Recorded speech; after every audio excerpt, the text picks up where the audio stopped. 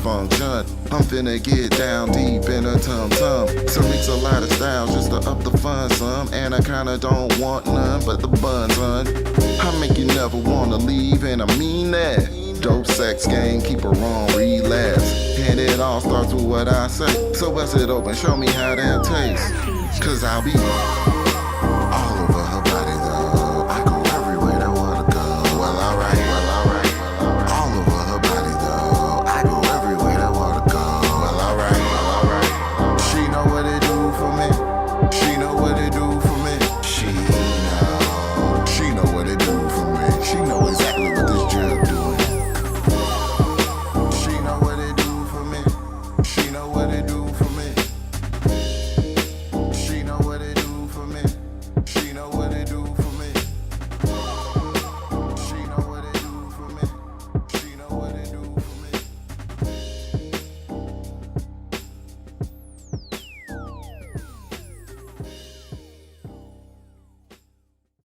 As we speak, got a lot of things that need tending to. Priority be the long-term revenue. And whatever you do, I hope you getting through. And you get it too. As we speak, raise a glass to the times it aligns for you. The universe, stars, and all that defines the truth. Because that's all me and my kind will do. You're invited to, and we'll light a few. I gotta get the bag. Not expecting another living soul on earth to grant that. Different posts, same hashtags. Industry ran on bots, but you asking me where my stats at. Cam hit the plug, we picking up an ounce. Mud on my kicks like nigga fuck your couch. Women on my dick cause it ain't tucked in the blouse. Value the time over the money, when I get it I'm out. I really don't try to be difficult, but it's prime night, little bit, give it up. I bet my bottom dollar somewhere out there right now. On this can of sucker switching up. As we speak, got a lot of things that need tending to. Priority be the long-term revenue. And whatever you do, I hope you getting through. And you get it too. As we speak, raise a glass to the times it aligns for you. The universe, stars, and all that defines the truth. Because that's all me and my kind will do. You're invited to, and we'll light a few. Take care of what you do and what you say. Not knowing who knows who can have a few sent your way. Low energy life forms wanna borrow mine. When I lend that, I demand the ROI. Just saying, it's the game, but fuck playing. Nothing funny, fam, when a nigga get to weigh in. Get your hand and understand the picture's real large. Word to CM Coolidge, you ought to know the deal, dawg. Entrepreneur, cannot be poor. That's a mentality I will never endure. Meddling in mind while I'm thinking what for. Get 2 5s and go 10 to you. As we speak, got a lot of things that need tending to. Priority be the long-term revenue. And whatever you do, I hope you getting through. And you get it too. As we speak, raise a glass to the times it aligns for you. The universe, stars, and all that defines the truth. Because that's all me and my kind will do. You're invited to, and we'll light a few. While I'm ducking evil that men do. My nigga Omni sent some shit through. The vibe from it that I got resembles something to vent to. So I calibrate and let my pen move. Dealing with a fistful of issues I can go and write about. A lot of shit I'm not alright about. The universe send me signs, I see them people, them eye them out. So I gotta trust it for the guidance now.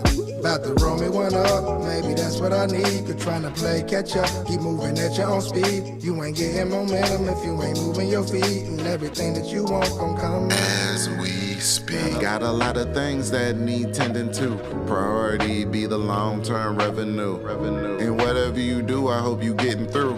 And you get it too. As we speak, raise a glass to the times it aligns for you. The universe, stars, and all that defines the truth. Because that's all me and my kind will do. You're invited to, and we'll light a few.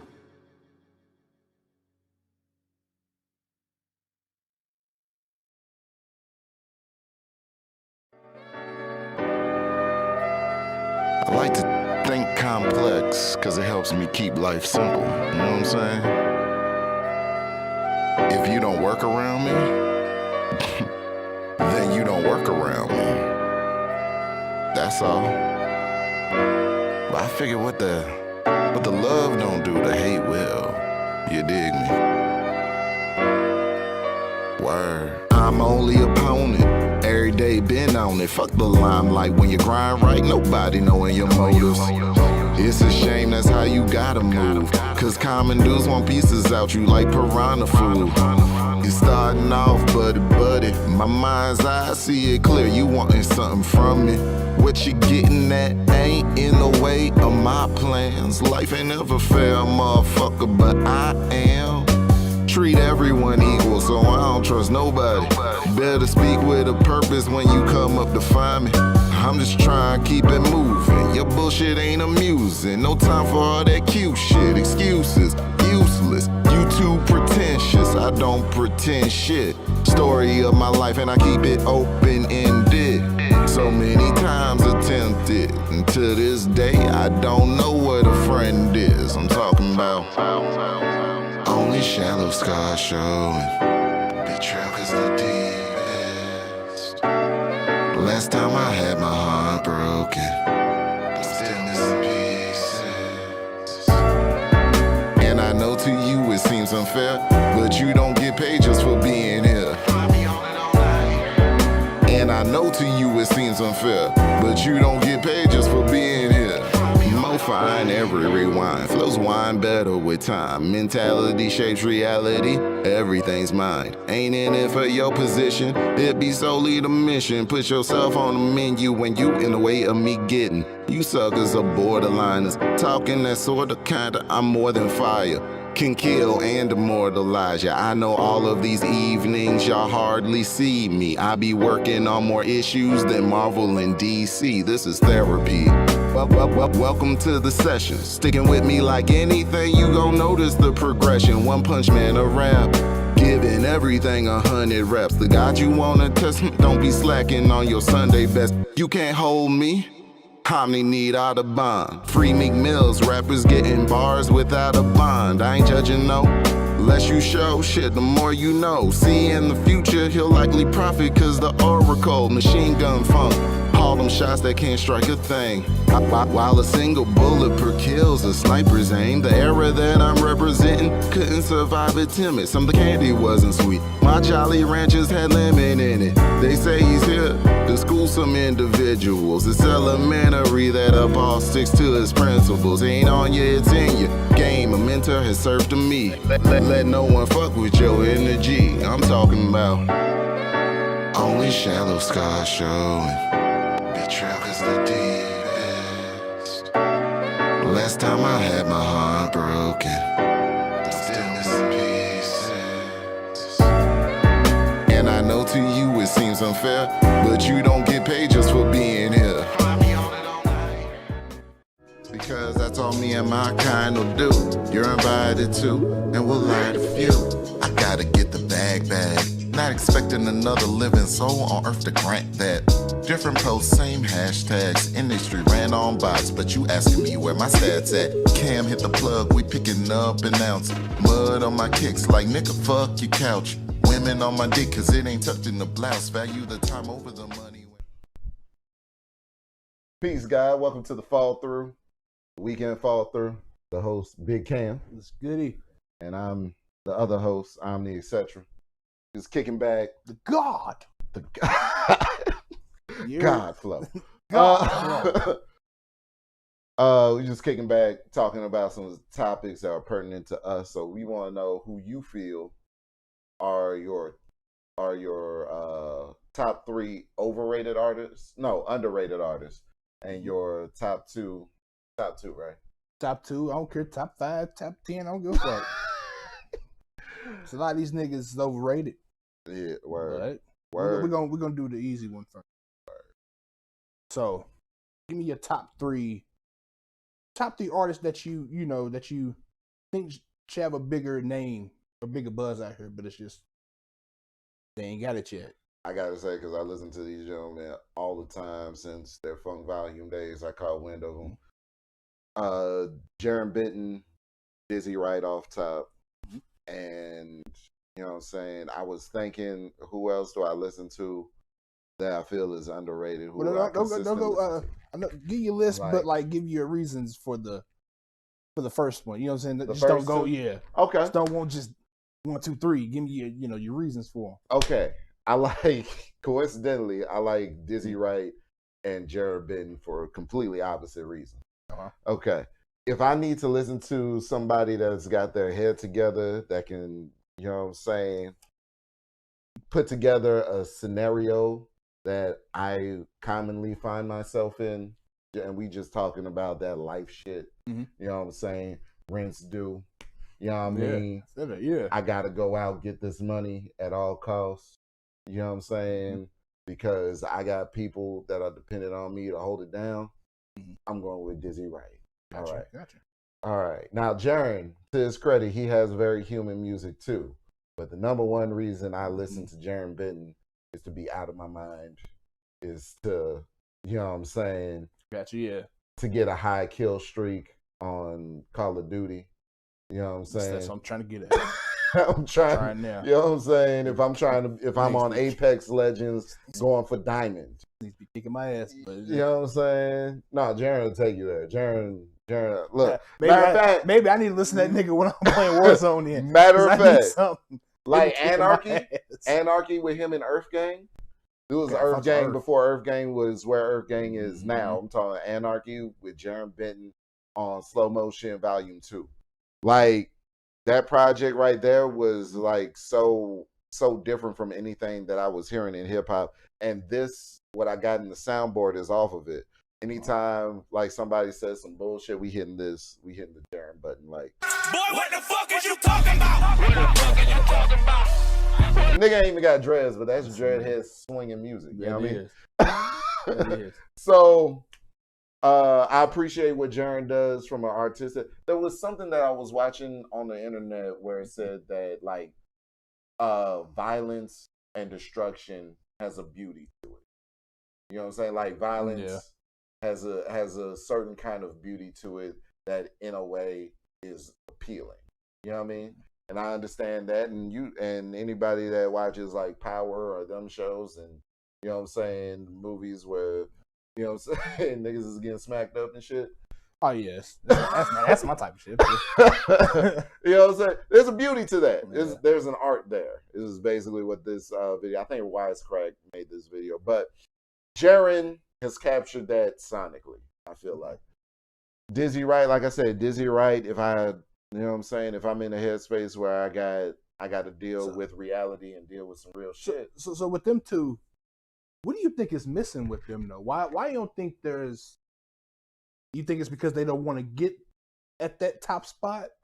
Nah, Jaren. Look, if you hear Jaren in a cipher, he eats anybody in a cipher. I definitely know that, but I feel like them two. I've listened to Dizzy. He needs to get there. I've listened to Dizzy, you know, through the years. I fucks with Dizzy too. It's something about him that just be like, he can't get that mainstream. I don't know if he might not want the mainstream life. You know what I'm saying? He might not want that. But I feel like his talent can get him so far than what it has. Yeah. I just don't know what he's missing. I don't know, you know what I'm saying? Sometimes for me it'd be the producers that they have, you know what I'm saying? Like I feel like if Jeremy Benton would get a different producer, not so like a Southside or you know what I'm saying, or Metro Boomin, but you know what I'm saying, a different sound form. I feel like he ain't found that sound. He's found a sound form, but like not the beats of the producer. Well, like the bars and shit is there for him. I just feel I just feel like the beats ain't. I don't know. This is my opinion. I feel like he's done so many different types of things though. He's done shit that sounded reminiscent of Outkast. He's done shit that sounded, in particular, 3 Stacks. You know what I'm saying? Yeah. He's done shit that sounds similar to shit that the kids listen to today. He's done an entire album dedicated to Wu-Tang. That whole style. Like, I just don't feel like something in the marketing isn't allowing him to reach certain enough people. You know what I'm saying? I feel like something isn't allowing him to reach enough people. And I feel like unless you have something about you that is like stupid, dumb, gimmicky, because this is why I say I found him during the Funk Volume days, because when Hobson was taken off, then Damian Ritter, their management over at Funk Volume, decided to bring those brothers in. You know, Hobson was co-owner, so he had to give the final okay. But you know what I'm saying, it was originally Damien's plan to architect, bringing in different demographics from different regions. So you get Dizzy from the West Coast, from you know the Vegas area, and then you get Jaren from the South. He from ATL.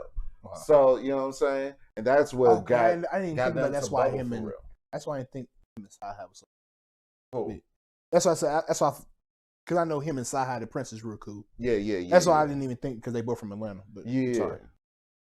Well, yeah, and he actually like Jaren actually is not too well known because it was way back in the day before Jaren actually popped off. Like when I listen to somebody that I like, I dig into their history. And Jaren actually has a song with 2 Chainz right when 2 Chainz became 2 Chainz.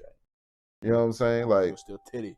It was still too titty, man. Right out, yeah, he had to brag when 2 Chainz had to tell the host, "Yo, it's titty. I mean, it's 2 Chainz now. I ain't titty boy no more." You know what I mean? Like we're off that now. We off that. We on this now. And Jaren got that feature. I hope he gets the rights to put that out legitimately again, because you know what I'm saying. That shit's floating around YouTube, and I fucking listen to that shit from now on. Like Jaren might have spit one of the coldest flows that he ever did for that he probably ever did. It was like I felt like he felt like that was a moment for him to really like turn up for real. At Cypher? No, I'm talking about on this song. It's called okay. I think it's just called Fuck You. But on that same project he was rapping with Freeway. Now you know what I'm saying? Free. You know what I'm saying? It's free. Easy. Free. Yeah, you know what I'm saying? Like gotta. You know what I'm saying? Like Project Talk. Jaren has proven that he can stand with the best of them. I feel Jaren really has proven and shown and proved that he can stand with the best of them. He's been in ciphers with Slaughterhouse. Yeah, probably not every member of Slaughterhouse because Joe Budden ain't rapping no more. But he's been in ciphers with Slaughterhouse. You know what I mean? And I feel like he deserves it. You know, Big Rube, the poet. Big Rude. Big Rube. Big Rube. No, I don't think I heard of him. He did the poetry. He was in ATL. He was the uncle in ATL. Oh, okay. Yeah. Yeah, he does poetry, and he did the poetry at the end of the movie after Ant got shot.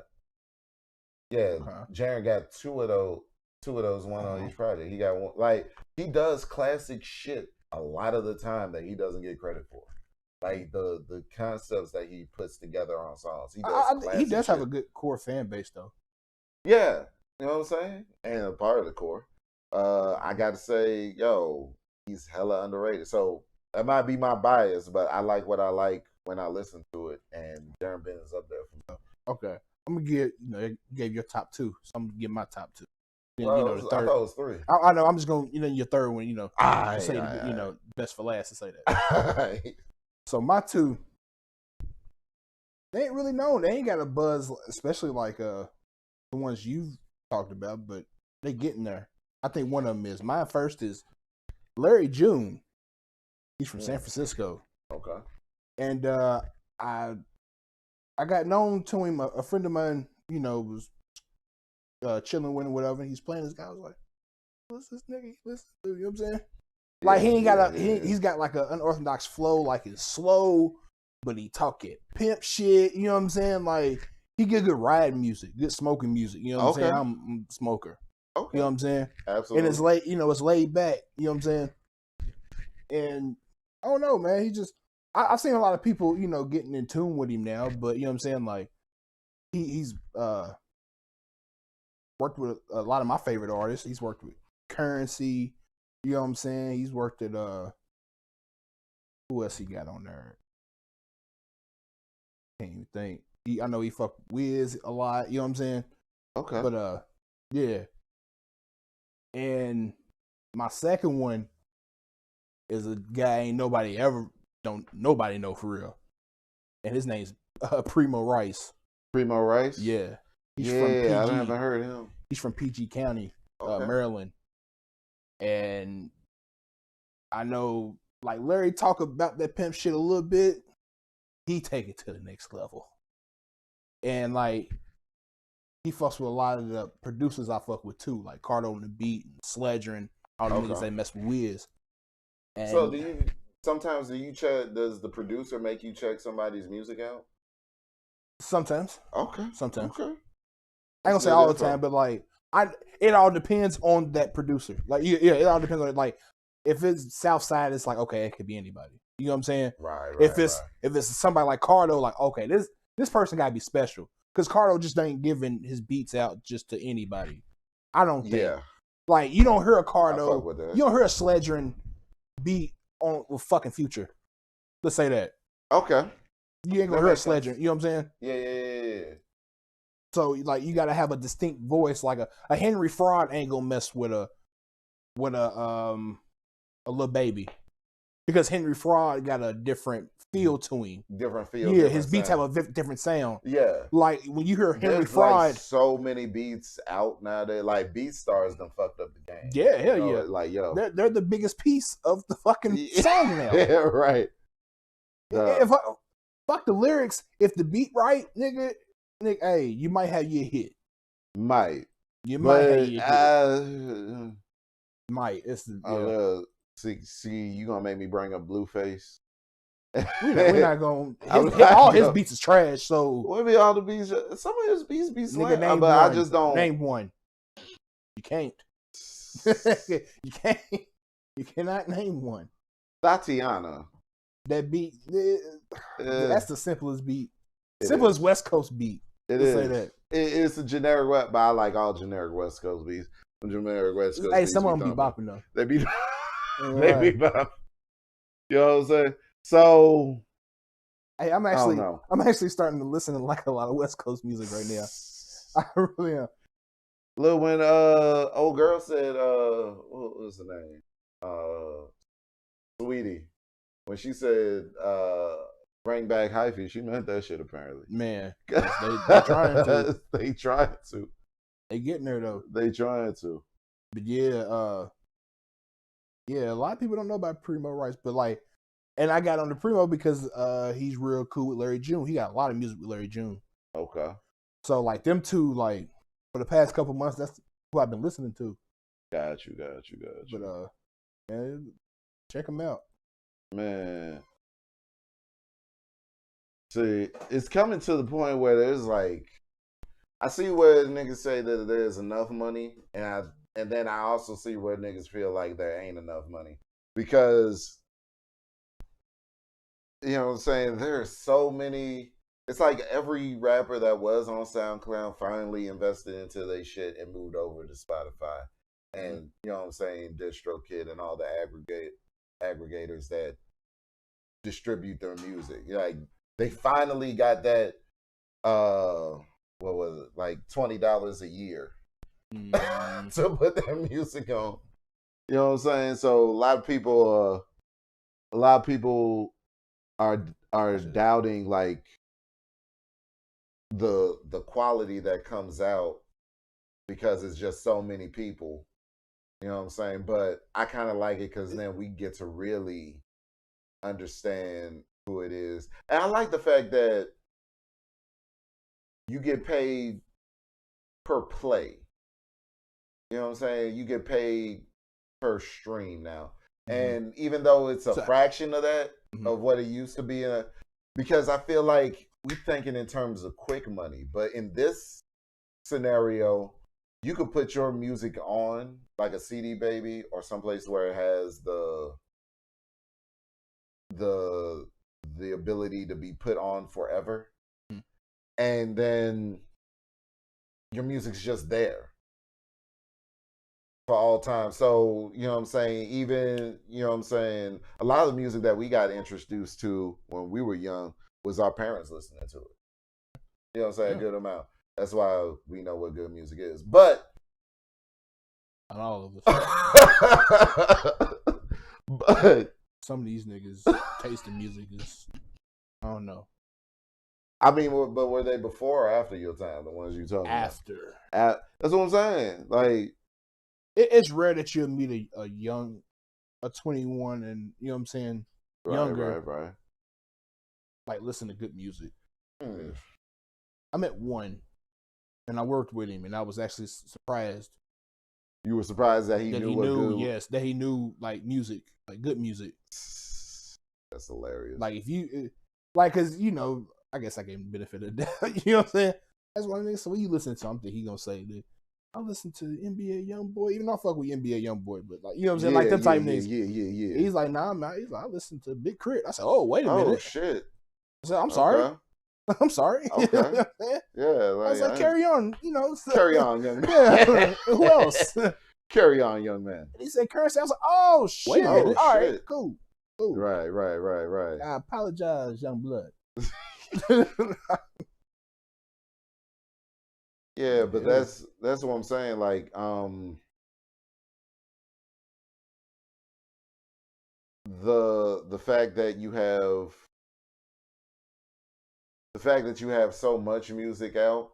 I guess as long, and I've always stood on the principle with my music, as long as I feel as though what I made was good music, then I should just put it out. But artists tend to get into a perfectionist thing. This is why I hate the fact that I know how to engineer. I don't hate engineering. I love the process.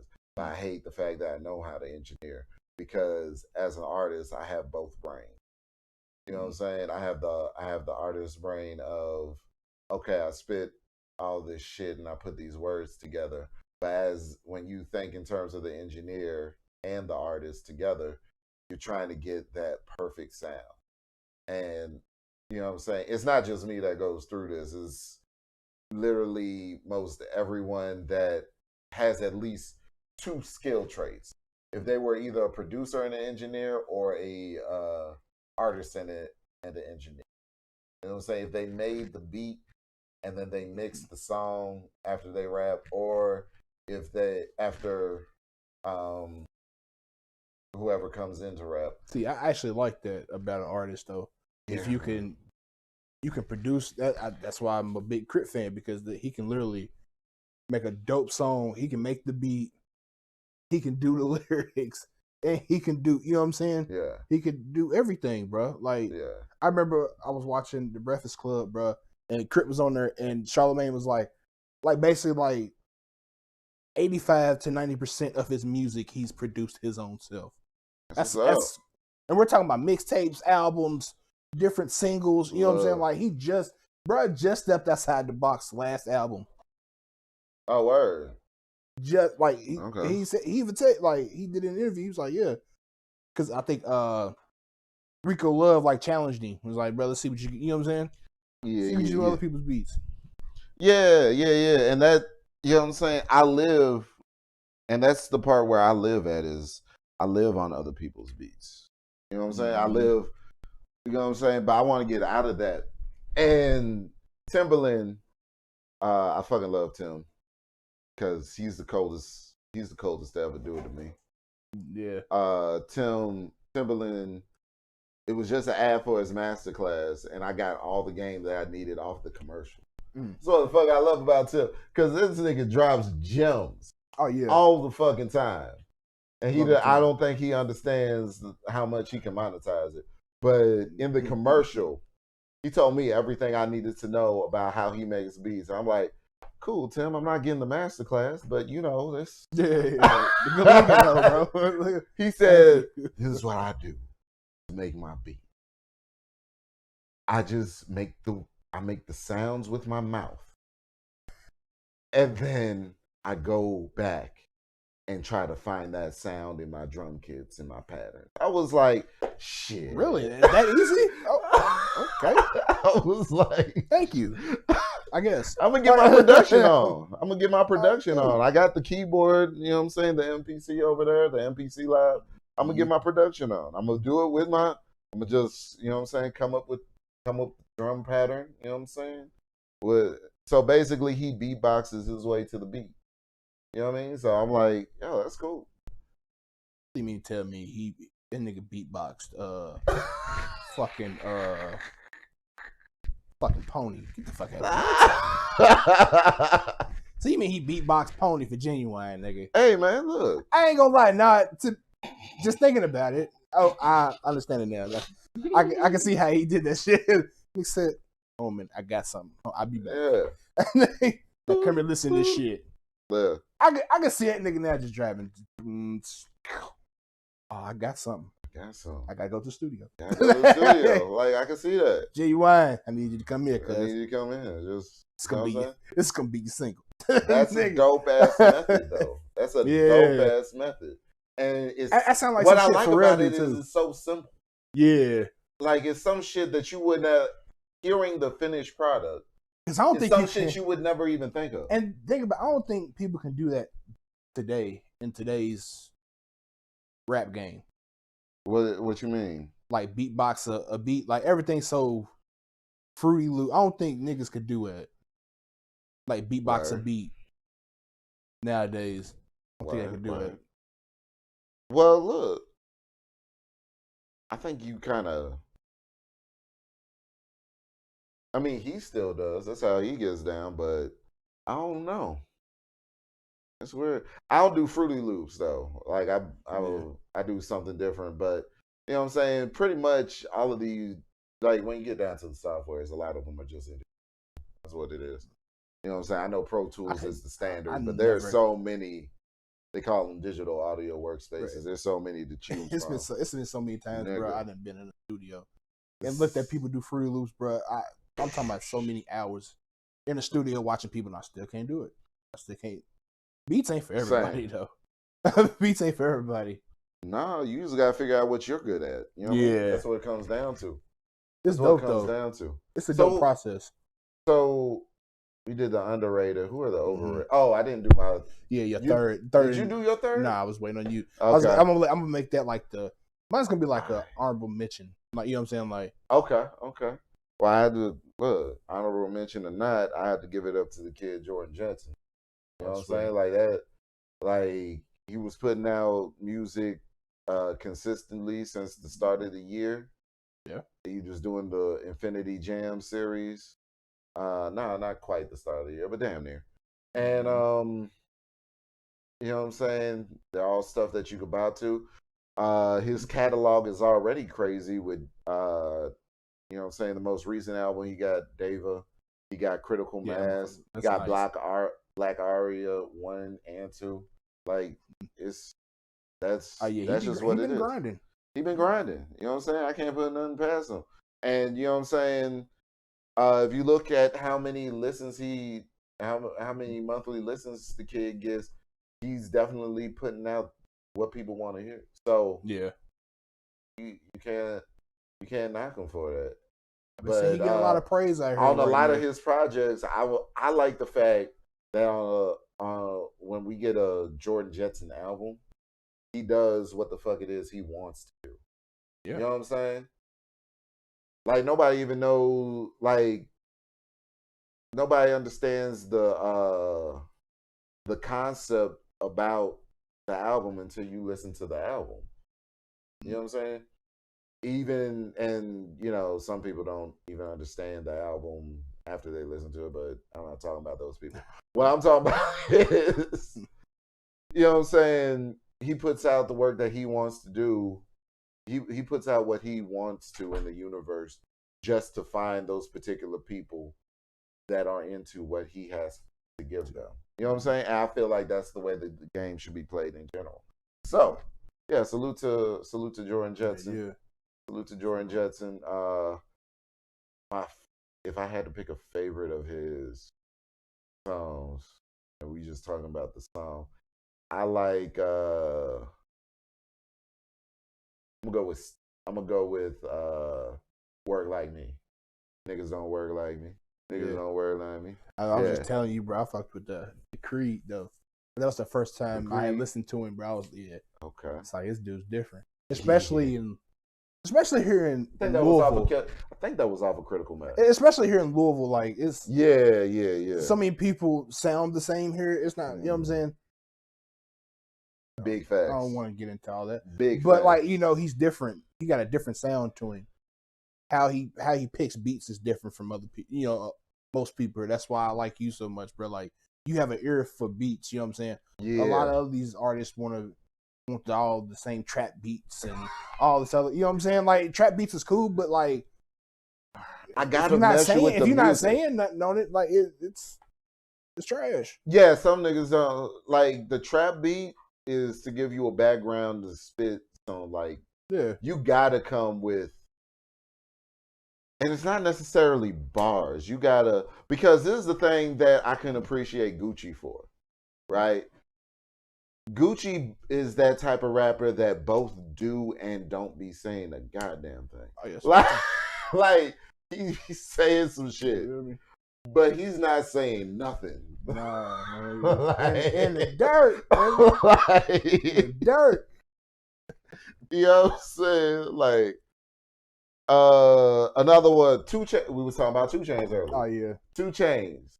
2 Chainz be all over the place with his shit. Not talking about shit. Yeah. But the shit that he got to say. Yeah, he gonna get it out. You know what I'm saying? He gonna scream it at you too. He gonna scream She that got shit. a big booty, so I call her big booty. Okay. Okay, man. Oh, that's all right. Anything else? He identified what it was and put it in his category. That's some shit. Like, you know, and you know what I'm saying, the caliber of trap. We gotta talk about the caliber of trap. Not every trap beat. No, not every trap beat. Equal. No. It's not made equal. I'm sorry. Some niggas be acting like it's a trap beat and it's just a beat your homie made. You know what just I'm saying? Real cooked up real quick, and it's everything don't slap. Every trap beat don't slap. Every trap beat don't slap. It don't. It don't. You know what I'm saying? But, and I think that's the thing when we talk about ears. We talk about ears and we talk about trap. We gotta talk about Ross. Yeah. We gotta talk about Rick Ross. You know what I'm saying? And he doesn't even have, like, his last project. There was trap beats. He did the trap thing, like Act a Fool trap, but. You know what I'm saying? A lot of that shit was like real polished, high end. Yes, he has a.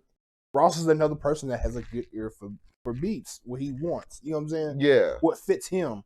A lot of these artists just be rapping like, oh, that's a cold beat, I'm gonna rap on it. Word. Like, nah, bro, you might not sound good on that beat. It might not be for you. You know what I'm saying? Word. Like, I was listening to Jack Harlow's album. Mm-hmm. I think me and you was skimming through it, and it had Harry Fraud. It was a Harry Fraud beat, and like I said, like for somebody like that, like you need a Currency or a Styles P that give you them bars. You know what I'm saying? Like smooth wise, like like certain producers will move like. Do you also feel it was like the content? Because this is the thing. Actually, the song was dope off the album. It's just I just didn't think that beat fit. You know. Yeah, I don't feel because I don't feel like it goes into what you say. Like not every beat is for everybody. Mm-hmm. But I feel like Jack has made himself off of a different sound in general. Mm-hmm. Like his sound is more of an upper tempo, so to hear him on something slow, all of a sudden is just like, what are you doing? He didn't do bad on it. You know what I'm saying? Like he didn't do bad on. He didn't do bad on. I feel like it was just. Let's say it was just different. It was different for him, and it was different for his core, like his fans to hear. To me, because I know his fans was like, okay, this ain't. You know what I'm saying? Yeah. Like I check out Harlow. I'm not gonna lie and say that he's like on a playlist that I love, or like, you know what I'm saying, I put him in rotation constantly. But when he got new shit come out, I'll be peeping his shit. You know what I'm saying? I've seen he got flavor.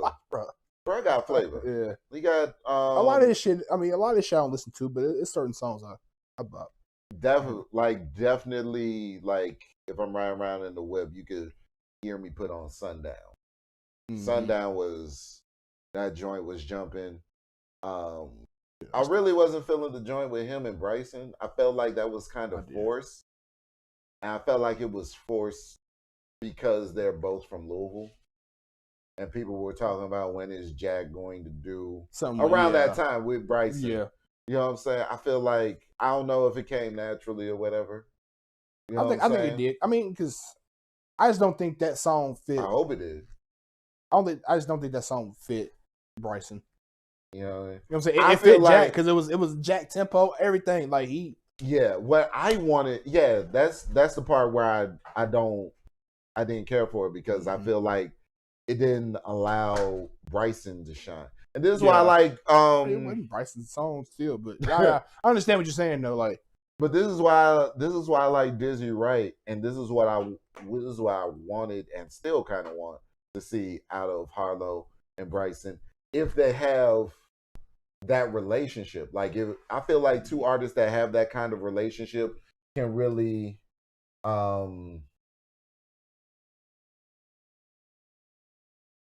do a whole project and not just be one song. You know what I'm saying? So what I wanted to see was I wanted to see Bryson and Harlow do a whole album because Dizzy Wright has got this one dude Demerick that he does the Blaze with Us, and that's off of their Love of Weed. They just make smoke album, like the whole album you can smoke through from to beginning to end. The last one, Blaze with Us too. He had Cheech and Chong. He had Chong on the interview. On the interludes. Huh? You know what I'm saying? So on the intros and outros to the song, it's Chong giving him some. You know what I mean? That's big. That nigga's on the Mount Olympus of weed. You know what I mean? You know what I'm saying? Snoop Dogg is on the Mount Olympus of weed. Wiz Khalifa, Wiz is on the Mount Rushmore. You know what I'm saying? He's there. This nigga. He's just all messed up. Yeah, it's water, my nigga. It's water. That's what's got me slurring my words. Don't mind the nigga that just passed. You know what I mean? Asking questions. They didn't see him. They heard him probably your mic, but it's all smooth. Listen. But no, having Chong on the record, on a weed record, it blended so well. And you know what I'm saying, him and Demerick were trading bars like a motherfucker. Like, that's what I wanted to see I didn't just want you to go verse for verse. I like music. I'm trying to get with my musicians to get on, you know what I'm saying? How creative can we make this motherfucker? Can we just do no hooks? So you like do the a back. verse? Oh, you saying you like you the back a verse to back. And then back to like really swap. And then we're trading philosophies and shit. Like, I got you, yeah. You know what I'm saying? You got a difference of perspective. You got the same perspective, or you got some different way of looking at it than I see. So you saying going back and forth off of the ideas. So you're saying like you felt like Bryson. And talking about that again. Yeah. You just felt like Bryson just gave him a verse just to give it to him. I felt like like the concept of the song. You didn't feel like he put his all into it. Or I felt like it wasn't for him to. I felt like it wasn't for him. Like the song wasn't tailored to Bryson. I felt like it was a song for Bryson to hop on, and Bryson did what Bryson does, but I don't think it had the best merit. Oh, okay, yeah. For the song, you know what I'm saying? And look, who am I to talk about these millionaires? Okay, yeah. but that's just that's just how the songs came across. You know what I mean? So, and I feel like it would be better if they just locked in the suit. See, what ruins the game is, and what I feel like takes away from the music now, than what we didn't have earlier, and people could lock in, like Lil Wayne with Joel Santana on "I Can't Feel My Face." My favorite mixtape, bro. You know what I'm saying? Them niggas locked in on, because you had to come to the studio for that. Facts. You know what I'm saying? Facts. You had to come to the studio and like really just go to, you know what I'm saying, have that tug of war with niggas. Yeah, that's. You know what I'm saying? Now you can email a verse. Yeah. You know what I mean? I never did really like that part of it. But you can't. That's something you can't control though, because a lot of these guys just be on the road. They can't. You know what I'm saying? That's a fact. That's a fact, and that's the aspect of the game that I don't care for, is the fact that artists have to be on the road so much that you're even recording. You're about to do your set on a performance, but you're recording a new album. You know what I'm saying? So these artists got a different type of brain now because they can go ahead, record some new shit, and then hop up on stage and spit. That's why that's why everybody raps over vocals now. Because if you fuck up, the vocals can carry you. You know what I'm saying? Platinum selling artists, diamond artists do. So when someone says don't rap over vocals, shout out to the homie Marcellus Black. And I feel what he's saying. But I'm just saying on this time constraint that most of these artists have and the schedule, nigga, Tech Nine does like 300 tour dates a year. Yeah, that nigga is he's a madman. He's been that way for years. Yo, you know what I'm saying? He only gets 60 something days of downtime. Yeah. Think about that out the whole year, my nigga. That's all I always respect about bro though. He's not an artist I listen to a lot, but I always respected his grind, bro, and the way he came up, bro. Yeah. So yeah. You know what I'm saying? So when an artist has to go from the tour bus straight to the stage after they just recorded some new shit for a feature or something that they were just on, now you're expecting them after they locked in, possibly recorded their verses 20 times over, did the ad libs too. Like it goes track by track. So you got the verse, some doubles, some ad libs, some in and outs, and then notes to the engineer that's mixing it. And then you want them to go from that straight to the stage and remember some old shit when what's fresh in their mind is the shit that they were just spitting in the tour bus. People don't think about that. Yeah. People don't really think about that. But you know what I'm saying? I understand that in the craft you're supposed to memorize some shit, but I'm going to do what I just rehearsed. Regardless of what the B's doing. And a matter of fact, think about the hell that the baby got to live in, because everybody keeps saying all his music sounds the same. So if I was spitting the same flow over here but different words, and then I have to go to the stage, but he getting his paper, so he makes it work. Oh, yeah. He makes it work. He makes it work. But I'm gonna get my last one. What's that one? Man. I wanted to really be Crit. Okay. But I feel like the same thing goes with Crit, goes for Currency. Because I feel like they have everything. Like I feel like the bars is there. They always have something to say. Like they're just not just talking shit. You know what I'm saying? Yeah. Just saying this ABC rap shit that's going on nowadays. Yeah. They give good quality of music. You know what I'm saying? Like producing wise, they're, you know what I'm saying? It always fits them. Mm-hmm. Other than I feel like Crit should put out more music. That's why I think that's hurting Crit. He doesn't put out enough music for people. Like I feel like he could, just in my opinion, I feel like he can be big as a J. Cole or a Kendrick if he put out more music. Well, because they damn near came at the same time. Like I feel like to be, I don't know. I feel like Chris better than Kendrick. Well, Cole, I mean that Cole is you know is close to me, but I feel like he's best. Put up the icky mask real quick. Don't want to give you the COVID. Message. Icky mask. We're gonna have these out to y'all soon. Icky on it's OMNIETC website. It's gonna be Get Icky, and then eventually I'm gonna move that over to its own website. As same with this podcast and all the content, we just gonna branch out, keep expanding. Sure. But yeah, I did what you said. I think that's due to, because another one that's indie that has a problem with it, and this is how I came into the whole Funk Value situation, was Hobson. Yeah. You know what I'm saying? Hobson was the front runner, and that man produced, engineered, recorded, and wrote. You know what I'm saying? It's not easy, bro.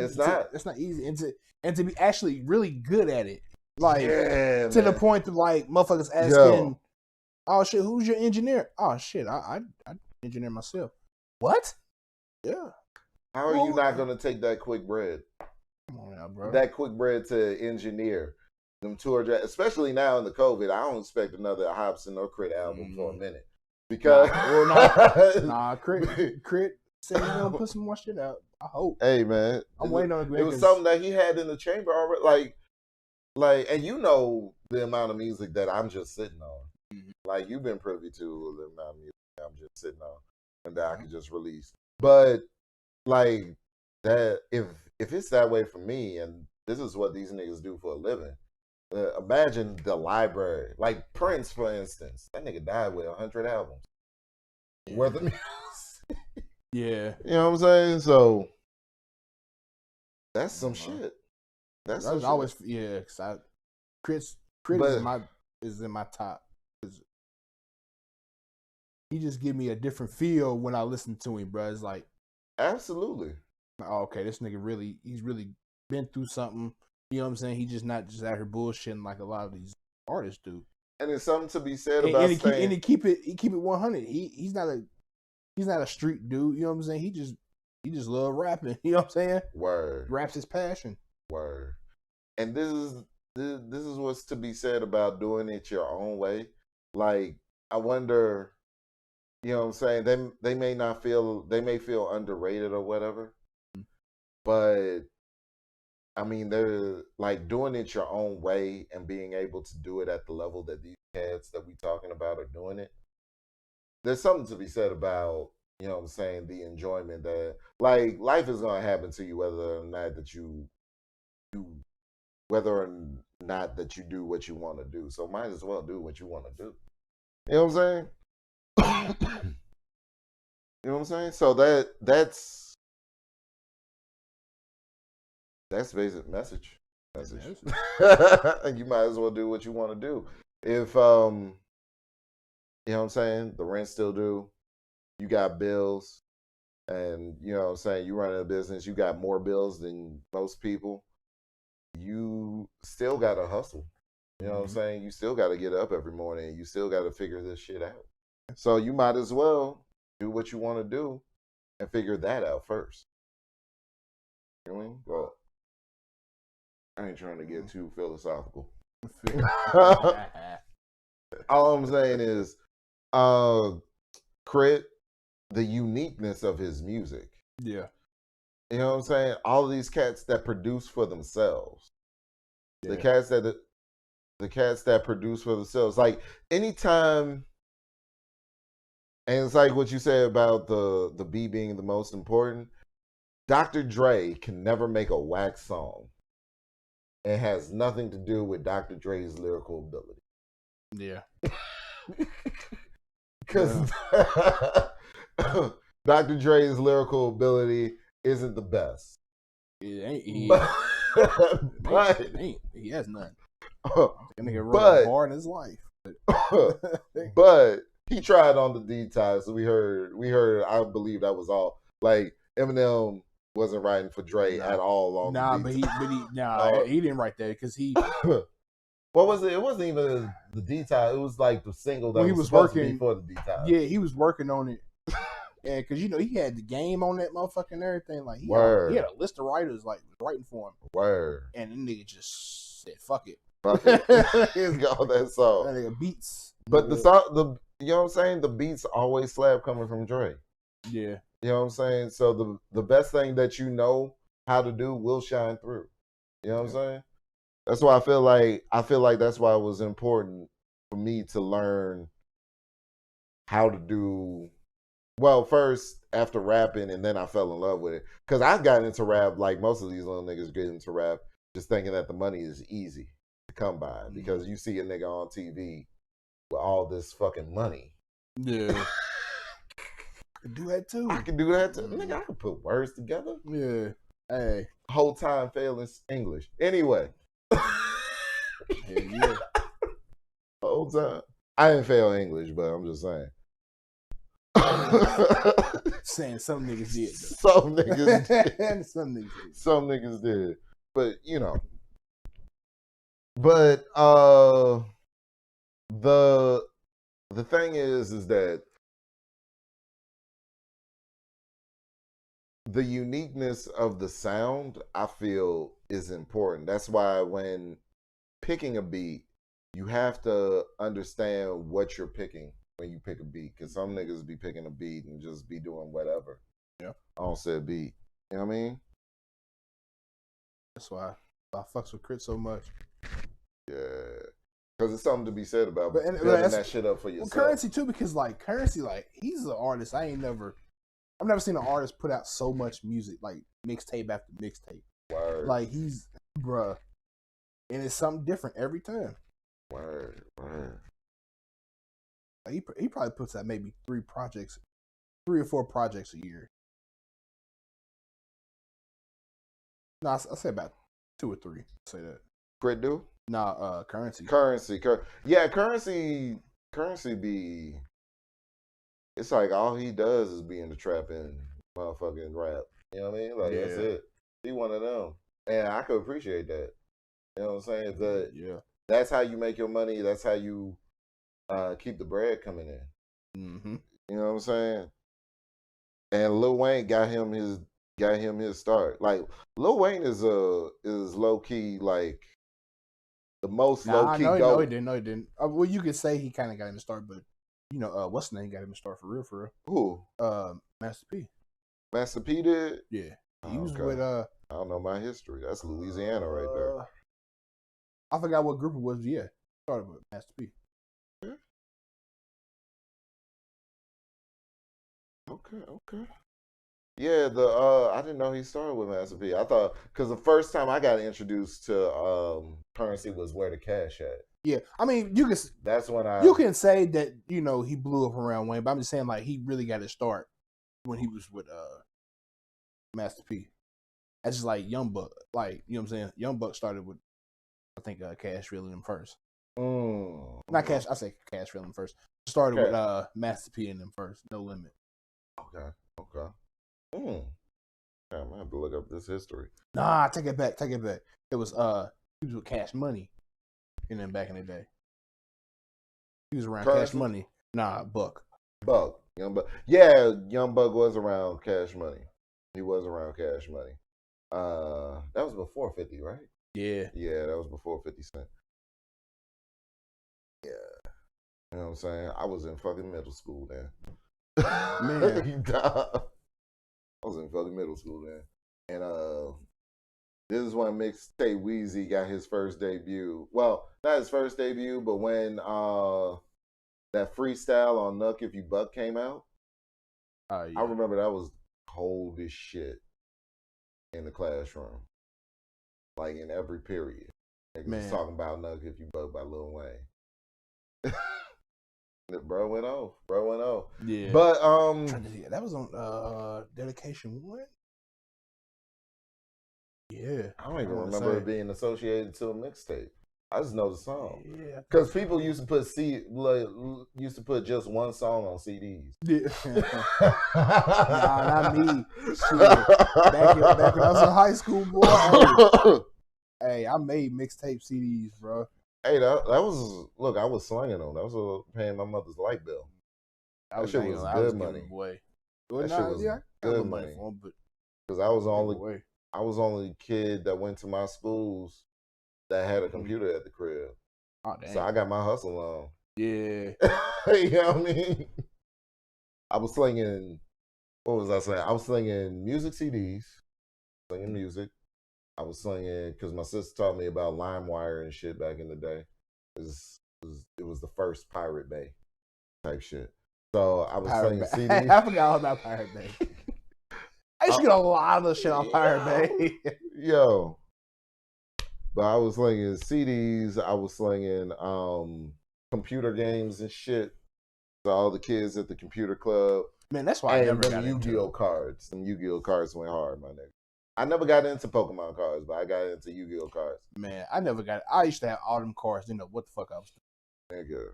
I didn't know the concept of the game. I had so many people try I used to teach me the game. I used to play the game just to beat kids out of their cards, and like 2 days later they would I know that was a hustle. Yeah, they tried to buy that shit back. I'm like $40. Kids coming to school with $40. It quickly became a problem because they were asking their parents for $40. I didn't know what the fuck I was doing. I should have asked them for like 10 or some shit. Kids ain't got no job. You did it right. You did it right. You get into everything. Yeah, but but you want this card? I should have respected the money coming in more concurrently and me not getting caught than me getting caught off of these big like it was like by the end of the week I was taking home what niggas from the job was taking home. It was a problem. Yo. Oh, I know them days. It was a problem. Off of Yu-Gi-Oh cards, I beat the kids out of their shit. You know what I'm saying? Because I make sure I keep all the cards that I felt like were the most powerful shit. Mm-hmm. Like I would just keep that shit to myself. And what we would do, we would bet the cards that. So kids, it's crazy when you're the supplier of a resource because you could give like these kids thought that this card was the most valuable, but what was the most valuable to me was the cards that I would fuck them up with. So the shit the shit that they thought was more valuable was like because it was holographic or first edition. Nigga, I didn't care about none of that shit. Yeah. I was just cared about that this card says that I'm about to smoke you. I'm about to I'm about to smoke you. So we bet up the card that you think is more valuable, but I got the more powerful card at play, and I'm taking your shit, and you want to buy it back for $40, $50 the next day. Like, you know what I'm saying? Like, and I wonder if Yu-Gi-Oh cards now is like the Pokemon cards have like bruh, the value on them. Niggas be losing. I don't hear about them. Pokemon cards. I haven't heard like nothing like that. You ain't like seen none of these Pokemon. The Pokemons. Yes, okay. I'm talking about the Yu-Gi-Oh. Oh, okay. You know how like bro, like a Charizard to go for like 200,000-300,000. Like I haven't seen a Yu-Gi-Oh card like it. Like you know what? Because Yu-Gi-Oh came out. Yu-Gi-Oh came out when in early 2000s, mid 2000s. Yeah. See, Pokemon been around since 98, 99. Yeah. So it's like. Yeah, and Pokemon was the first trading card game. Bro, I was watching. I think it was Logan Paul, bro. That nigga bought a set from I want to say around 99, 2000. He paid like $100,000 for the box of the box of cards, but he made all the money back. Yeah, because the card he sell off the cards individually. And nigga pull, bro. I'm not even a Pokemon fan, but I was even excited watching that shit. I was like, oh, nigga pulled out a Pikachu on it on these niggas. Oh my, and it was sparkly, nigga. See that bitch sparkle. But that's what would fuck up the kids because it would sparkle and because the shit was first edition. And another one that get them fucked up too, if there was like a misprint or something. Yeah. Like if there was something because the printer ran out of ink. Yeah. On the first edition logo, that makes it extra rarer and ups the value somehow. I watched when he pulled one of them too. And I was like, okay, it's a misprint. Bruh, if it wasn't for Katrina, I would be a fucking millionaire right now. Bruh, them cards. Like, yo, I promise. I hate myself that I never got into Pokemon after watching it. Look, that's why we doing the podcast, because I'd be damned if I don't get. I see, look, every trend that I've ever like looked at and saw, I was right about the outcome. Like I was like this shit going on with Bitcoin. I remember when Bitcoin was like 50 cents. Bro. How much that shit up new to? The shit up to $50,000. Yeah, bro. That's why I'm just like, fuck it, nigga. I'm doing whatever I see is possible for me to do. I'm fucking doing it because, yo, I was told that Bitcoin wouldn't go anywhere. That shit's $50,000 now for one. When it was 50 cents, I was told, you good on that, yo. Oh yeah, that's how they got you. Like, nah, you don't do it. I'm going to do it, but you going to do it. Yo, then they see somebody led you wrong, bro. Yeah, absolutely, my G. Like, can't believe. So I ain't letting nobody talk me out of nothing. You hear me? Amazon, when Amazon first came out, people didn't believe in that shit. But that's how most shit that is like super valuable later on, as long as the person sticks with it, it eventually becomes super valuable because they get better over time. Some people just take chances. Like what's the name? What's the name? Nas, he took a chance on Ringer. Didn't think it was gonna be nothing. And look at Ringer now. Yeah. That's why hip hop is so important, because hip hop teaches you that lesson earlier than anything else. You don't give up. No, don't give up. If you feel you good at it, keep it going. But yeah, though, like, and that's what that's what I respect about any cat that's still in the game. Like all the people that we feel are underrated, they're still pushing. You know that they're not where they want to be. That's why they're still pushing. You know what I'm saying? That's why I want to be successful, but I never want to get my full dream of my full vision of success. Because then, nigga, I never want to do anything after that. Like I did. Yeah. You know what I'm saying? Yeah, for real. I can't imagine the hell of the individual that was able to tick everything off of their bucket list. Because all you have to do now is die. You know what I'm saying? Like, that's it. Once you get done with the bucket list, there's only one thing left. Sit in your rocking chair and just wait on the day. Nah. Nah, bro. I'm good on that. I always want to do something. But, you know what I'm saying? And that's what these individuals personify. And I tell cats all the time, like, the homie Juan, he gonna come up here at some point. But hopefully. That nigga's mine. Lord. But you know what I'm saying? The homie Juan, like, he's concerned he wants to do his rapping thing. I'm like, come on, man, I got the hook up. You know what I'm saying? Record your vocals, lay them on the track, boom, I got you. But he was concerned about his voice. I was like, I used to be concerned about my voice too, but yeah, what, nigga, I'm concerned about my voice on here. But but check this out. When was the last time that you were concerned about pulling your dick out for a bit? What are we talking about? You concerned about your voice? Yeah. Nah, it's just because you hear it totally different. You know what I'm saying? Right. But then when you hear it, or you know what I'm saying, on audio, something like, damn, that's what I really sound like. You know what I'm saying? I feel that. But then you don't give a fuck about it after. And then again, people have always told me I had the voice, though. Like I had the voice. Oh yeah, you got Don Cornelius' voice, nigga. Oh shit! Coming to the stage. See, that nigga sound like a nigga telling you, "Come on down, you won a prize." This is Margaret from Evansville. Hey, bro, that's why you need to come on down. You need to be the new Quiet Storm. This is the part. This is right. You need to be now. You need to be the new Quiet Storm nigga on 101.3. This is the Quiet Storm. Yeah. No. Like, but people been telling me I need to do something like voiceovers, radio, something with my voice. Hey, for real, bro. And it pays so good. Backhand. It pays good, bro. Oh. Yeah. It does pay well. But see, I want to do voiceover. I want to get into voice acting. But this is the thing. There's so many cats. I look at the voiceover game. And it's kind of like how people come at me in the rap shit. Like, they don't want to do it, but they want to do it because of the sound of the voice. But for me, it's a talent thing. Because these niggas can stretch and bend their voice to make all types of, you know what I'm saying? Man. You know what I mean? Like, my favorite voiceover person has got to be, what's his name? It's been a minute since I've seen this content. But I think his name is Azir or something like, it's A and a lot of Z's in his name. What are some of the characters he done? If this is, we're probably thinking the same person. He done did Barack Obama playing Call of Duty. Like he done cursed some kids out on Call of Duty, sounding just like Barack Obama. That's fine. Shit's, yeah.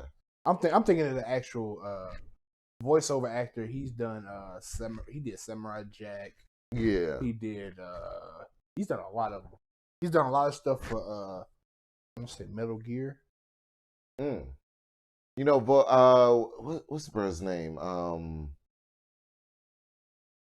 Mark Hamill. You know, he's the voice of the Joker on the Batman animated series. Yeah. You know what I mean? Like, he goes from Luke Skywalker to... Yeah, bro. You know what I mean? Nice, yeah. I watched some on Facebook with him. He's doing all his voiceovers. Yeah. So it's just like I need to discover some more voices in me, is what I'm saying. I need to get my voice game. And Regina King. I ain't never gonna forget about her. What she do? You know, she did fucking Hugh and Riley on Boondocks. You didn't know that? Didn't know that was... Huh? Phil Lamar, okay, yeah. Phil Lamar. But he done so many, though. He done a lot. But yeah, you didn't know Regina King did both of them? I didn't know Regina King was... Wow, That's why I can't get in it. See, I was asking on this outsourcing website for my last EP because I wanted Huey and Riley. I wanted Riley on there. It started with she only was doing Riley. Uh-huh. And then something happened with the other actor, and she just ended up doing both of them. I could see Riley. Huey has a deeper tone, so it's kind of hard for me to hear. You gotta watch the video. Yo, it's so that's so wild. Yeah, that's why I'm more surprised. I'm by far more surprised that she was able to do Huey than Riley. Riley, I feel like with a high enough pitch, you can, you know what I'm saying, with the right pitch, you can do that on. She did that shit. But that's crazy. She did that shit. Because Huey is a little bit lower in tone. You know what I'm saying? Yeah. It's like a very specific tone. Because you can tell through like the first couple of episodes of the first season that it was somebody different.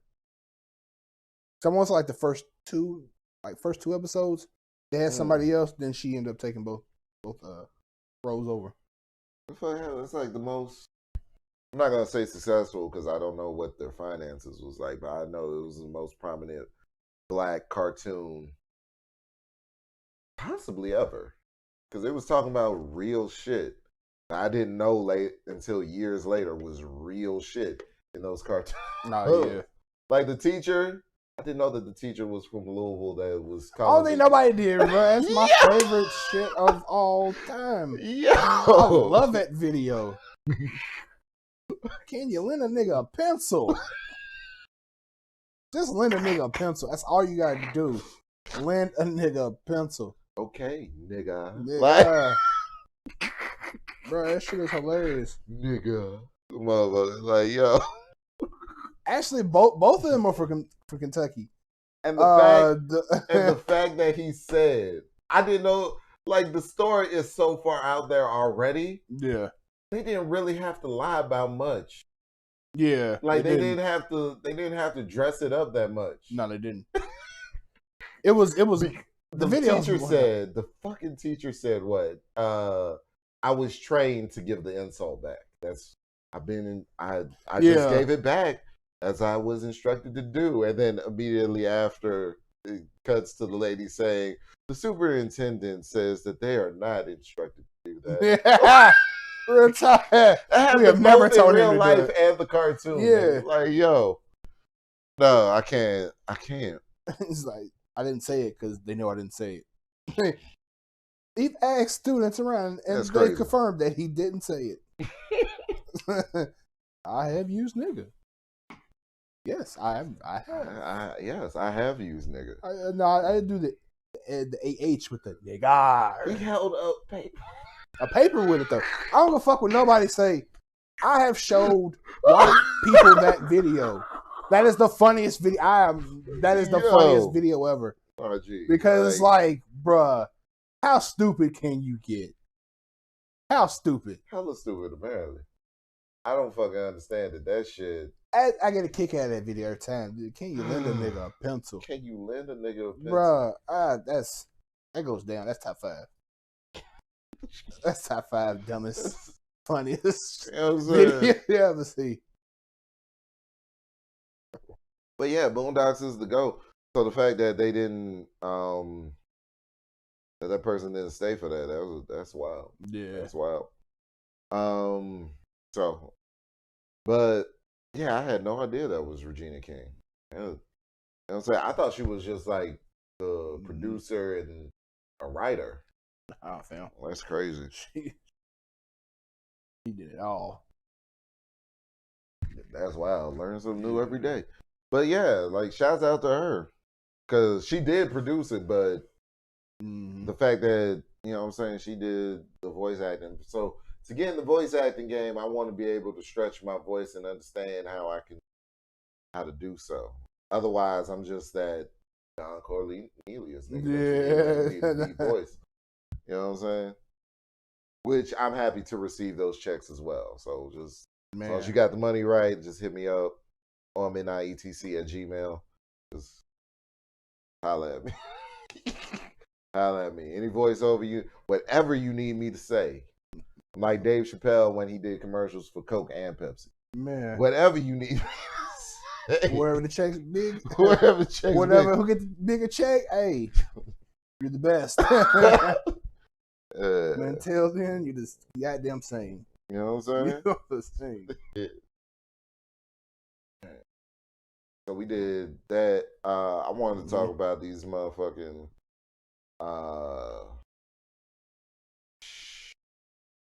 these motherfuckers that let Trump off the hook. Oh man. I ain't heard nothing about that. I haven't heard anything about They let Trump off the hook. I mean, are you surprised about that though? I'm not, but I'm surprised how blatant the bullshit is because they let Trump off the hook and then turned around and McConnell, the leader of the Republicans at this point, because Trump ain't in office. I'm tired of that. Bruh, he needs to die. He needs to choke on whatever fluid is in his throat. I don't say all that, but just fall down some stairs at least. But amuse me, shit. just take a pin to that throat pocket. Right, that sack somebody, that hangs off. Somebody tripped him. Something. I don't know. But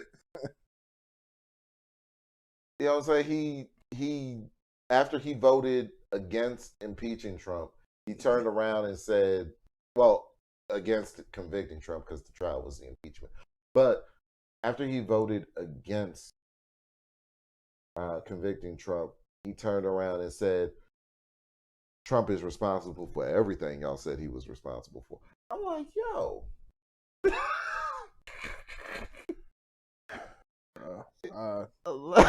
And you want to know why? Now you understand why I don't get this shit. Yeah, I don't like. It's like, bro, they're gonna do what the fuck they want to do. I don't get into that, man. Like it was kind of gangster. I'm not gonna lie. It was kind of gangster for him to vote in favor of Trump and then say, "Yeah, that nigga did all that shit," but dumbass. Yo, it was wild. Niggas did all that just to say we ain't gonna do nothing. That was wild. You know what I'm saying? And then top it off, this whole Meek Mill shit.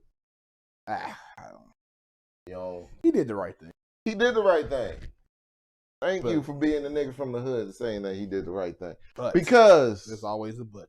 There's always a but. But let's look at this video. Beat the fuck at that nigga. I don't care. I understand. I understand he got a lot of stuff. I understand Meek though, but like just because it's 6'9", bro. Like just because it's 6'9". Like, bro, like you just think that you could just do and say anything and you are a snitch. That's a fact. I don't get it, bro. Like, why are you even thinking that this shit is cool, bro? I don't understand that. Like, security can't save you all the time. No, not at all. A nigga that still got shot. A nigga that still got shot. And, you know what I'm saying, while security's there. But, bro, like I don't understand what the purpose was. Let's go to we had All Urban Central. See what the purpose of this was. Like, I don't understand it. Yeah, securities bring 6ix9ine. Okay, so it says Meek Mill goes off on his security for letting 6ix9ine get close to him. So apparently, over here, huh? Apparently, what y'all trying to get me locked? Weirdo. What y'all weirdos want to give me? Say one touch the other, I don't know. And he y'all even bring that clown over here? 6ix9ine. What's wrong with y'all? What y'all trying to get me in trouble? With his cops. What y'all trying to get me in trouble? I can't even call him security with his cops. How did that nigga mug him? What's wrong with y'all?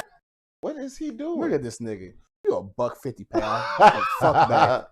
You are not gonna do nothing. I don't understand it. I really don't. Nothing. I really fucking know. Bro. What made me?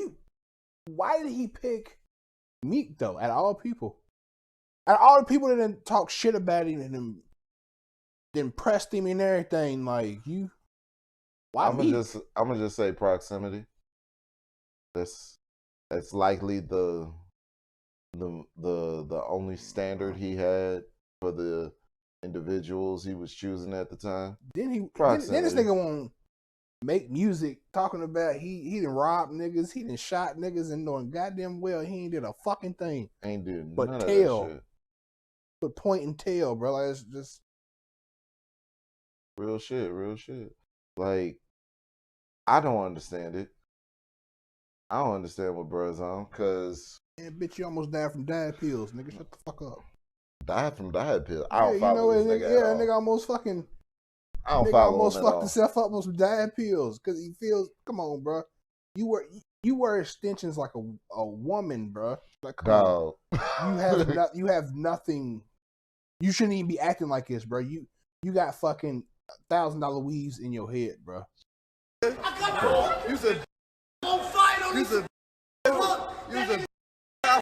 Why you got the look? And they're not up? even fucking resisting him for real.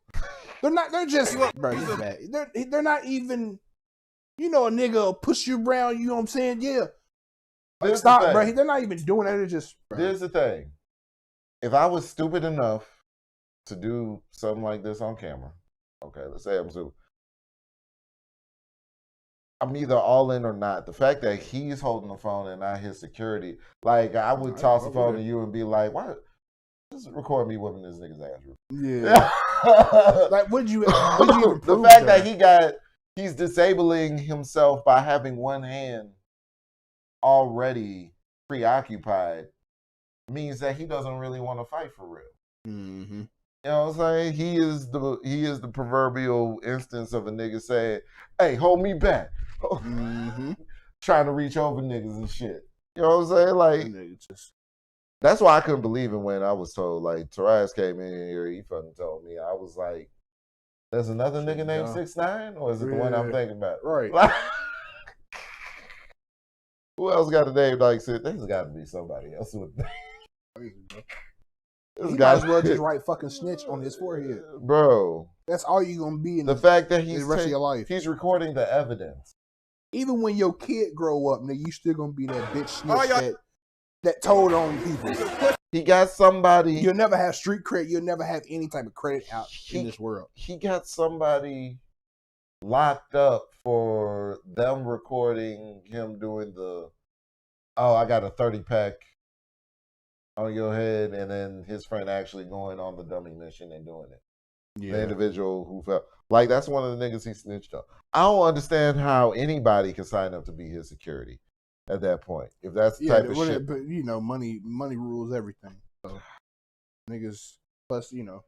Don't rule me, nigga. That shit, you could never get me. I mean, maybe they don't have a choice either. You know what I'm saying? It might be working for a company that, you know, employs them. You know what I'm saying? Yeah, I can see. You know what I'm saying? You can't go to your employer and be like, look, I'm not shield. Yeah, like you can't be like, look, I know who this guy is. I'm not doing it. You know what I'm saying? You lose your job there. But I mean, is it, you know, is it worth your? Yeah, is it worth your pride? If I was them, I would have resigned. I would have resigned. Because it's not even. You're not even being security. You're securing other people from the person you're supposed to be protecting. Yeah, because you know it might be a bullet gonna fly past later. The Fed sent him to take me out. What the fuck? That's funny. Had to spit on him. See? Okay, so so he retreated. He really waited outside the club for me. That's crazy. I thought I was dreaming. What the fuck? We almost smoked him. He posed a little threat popping up in the parking lot, waiting for me. That's crazy. That's wild. Like, imagine you working all day and night and trying to get people, you know what I'm saying, working day and night with lawyers, judges and shit, trying to get prison reform. You going to the club one night to kick back and relax because you out actually doing something productive for the community, and a nigga with rainbow hair pop It's like I did not ask for this today, bro. I was being a good nigga. I was being a good cat today. Didn't bother nobody. Not a fucking That's soul. hilarious. Not a soul. And then That's this bitch ass nigga pop up knowing nobody likes him. Bro. And you know half of us can't do shit because you got fucking a security brick wall around you. No, that is some shit. And all I got is my guys with me. You know what I'm saying? Exactly. Like, but, I don't... But my nigga, Meek did the right thing. I just want to know when the release date is. And plus he got a lot more to lose than 6ix9ine. That's fact. Because 6ix9ine doesn't stand on anything. Like, there isn't a demographic that 6ix9ine actually represents. And that's the problem. 6ix9ine doesn't represent anybody. He doesn't stand for anyone. There's no purpose in his music and the things that he said. Meek Mill's last project, fucking fire. Championship. Oh yeah. Came out at the right time too. Yeah. Like, yo, you know what I'm saying? There's nothing that he stands for on his music. He just yells a lot and rah. Like, even when DMX was barking, it was for a reason. Like, you know what I'm saying? Like, even when DMX was barking, you know what I'm saying? Like, DMX, real shit, the only rapper in existence I don't want to fuck with. Across. Why is that? DMX? Oh, dog. I respect him. Old dogs still bite. But that dog, that's a lot of. That's some different shit. That nigga nose stopped up now. All that goddamn coke and done. That bark ain't the same, nigga. That's just that's just one of them niggas. Just sit your ass down, man. That's why I appreciated the dog connotation. Is why I appreciated DMX versus Snoop, because it didn't make any sense otherwise. Right. It really, like, just the fact that they were just both on some dog shit. Mm-hmm. You know what I'm saying? DMX was that New York dog shit. Snoop was Snoop D-O-double-G out of Cali, out of the LBC shit. So he was talking about it was just an old head battle for real. Basically, I appreciated it for what it was. Even though X is younger than, I think he's younger than Snoop. Yeah. But when it comes to verses, man, what I don't like is the fact that Gucci and Young Jeezy were bigger than E40 and Too Short. Because the whole reason people looked at that battle is because niggas will pack out an arena for a fight, yo. For a possibility. Man, I think that one, I ain't gonna lie, nobody really, but you gotta think about this. It's West Coast, Bay Area. Right. A lot of people's not really hooked onto that music. And when they think of E40, especially when they think of a person like E40 and Too Short, that's more of Tell Me When to Go or Blow the Whistle. Niggas not thinking about niggas not thinking about Freaky Belly and all that. Yeah, nobody's thinking about Freaky Tales or Captain Save a Hoe. Okay. You know what I'm saying? Like, I don't think people's music ain't up to par for that. You know what I'm saying? For the niggas that know that music, you know what I'm saying? That's just like, nah, I can't even say that either. That was the first time I noticed, because I was introduced to Too Short through my pops. Mm-hmm. You know what I'm saying? Like, he would play that in the car, and I would be like, this is different, and mine would be my motherfucking ass for having this song. Yeah. So, it let me know, like, it was my first introduction into some man shit that was, like, in a different world than the sheltered environment my mother would try to have me. Yeah. You know what I'm saying?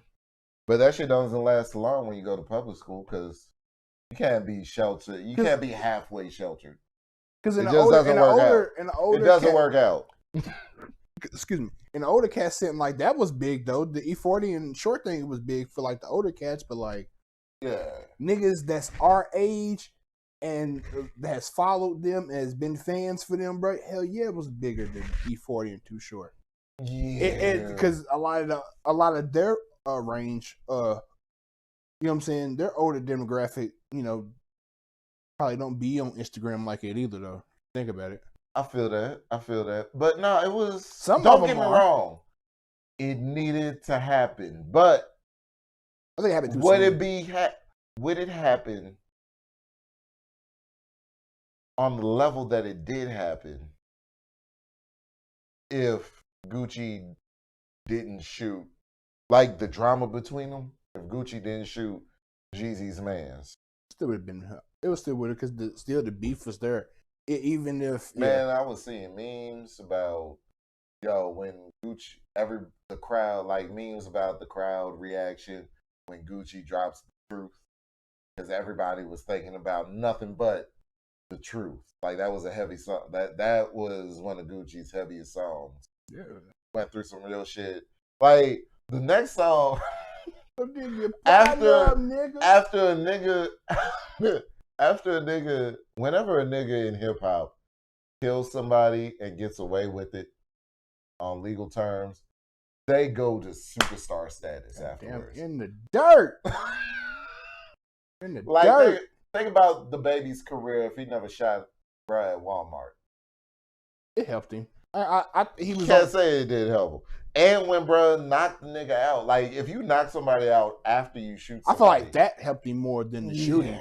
For me, it was like, oh, this nigga he done killed the nigga and he got hands, bro. Oh shit. Fuck you find this nigga from? Give him all the money. Yeah, whatever he wants. Like, obviously, he's dangerous. He's about what he's talking about. Like, yeah, that's what it comes down to. So I feel like Gucci. I feel like Gucci and Jeezy. It needed to happen, even if it wasn't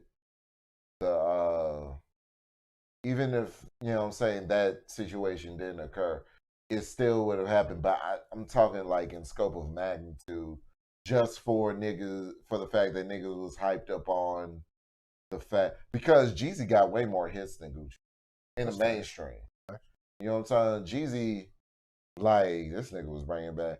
I don't think he ever got to him in Akon, did he?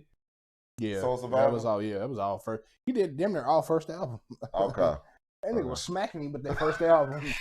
He was smacking him upside the head, bro. Standing ovation. Bro, I ain't never seen no shit like that. Bro, me and my homies watched that shit, bro. We was like, damn. Word. That was bad.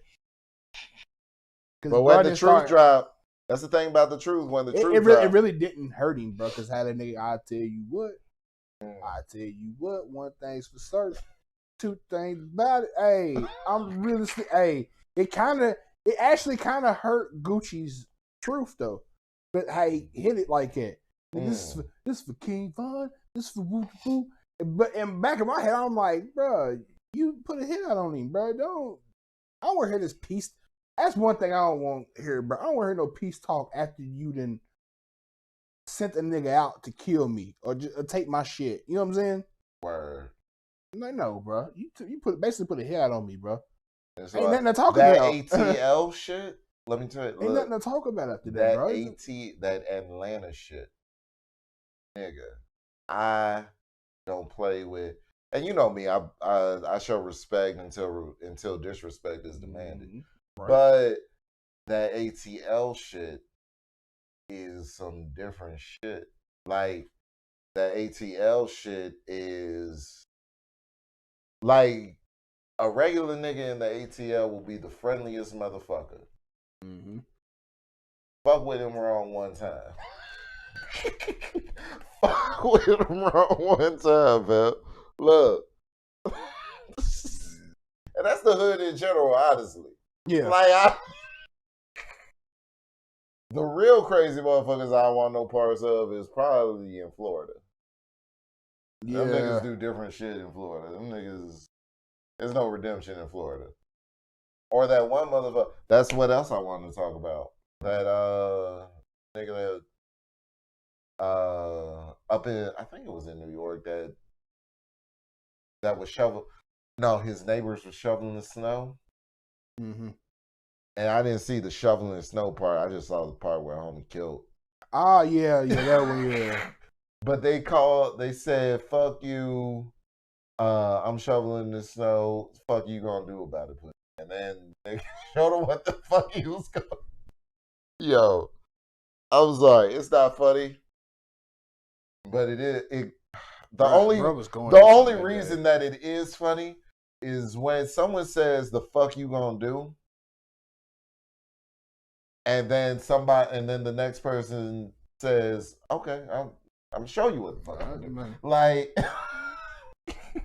right back. I'll be right back. Homie came back. He had to go back twice because he came back with a gun and then he came back with another gun to finish the job. To be like his beef's like, oh, I'm gonna keep showing you. I'll be right back. You know what I'm saying? I don't like, yo. Bro was going. I don't wish death on anybody, but them two motherfuckers was bullied, husband and wife. Yeah, was trying to bully this nigga. It was like he didn't want no snow on his shit, and it was like, nah, I'm gonna keep doing this. Fuck you gonna do about it? You know what I'm saying? He came back and showed him what the fuck he was gonna do about it. Took them both out the game.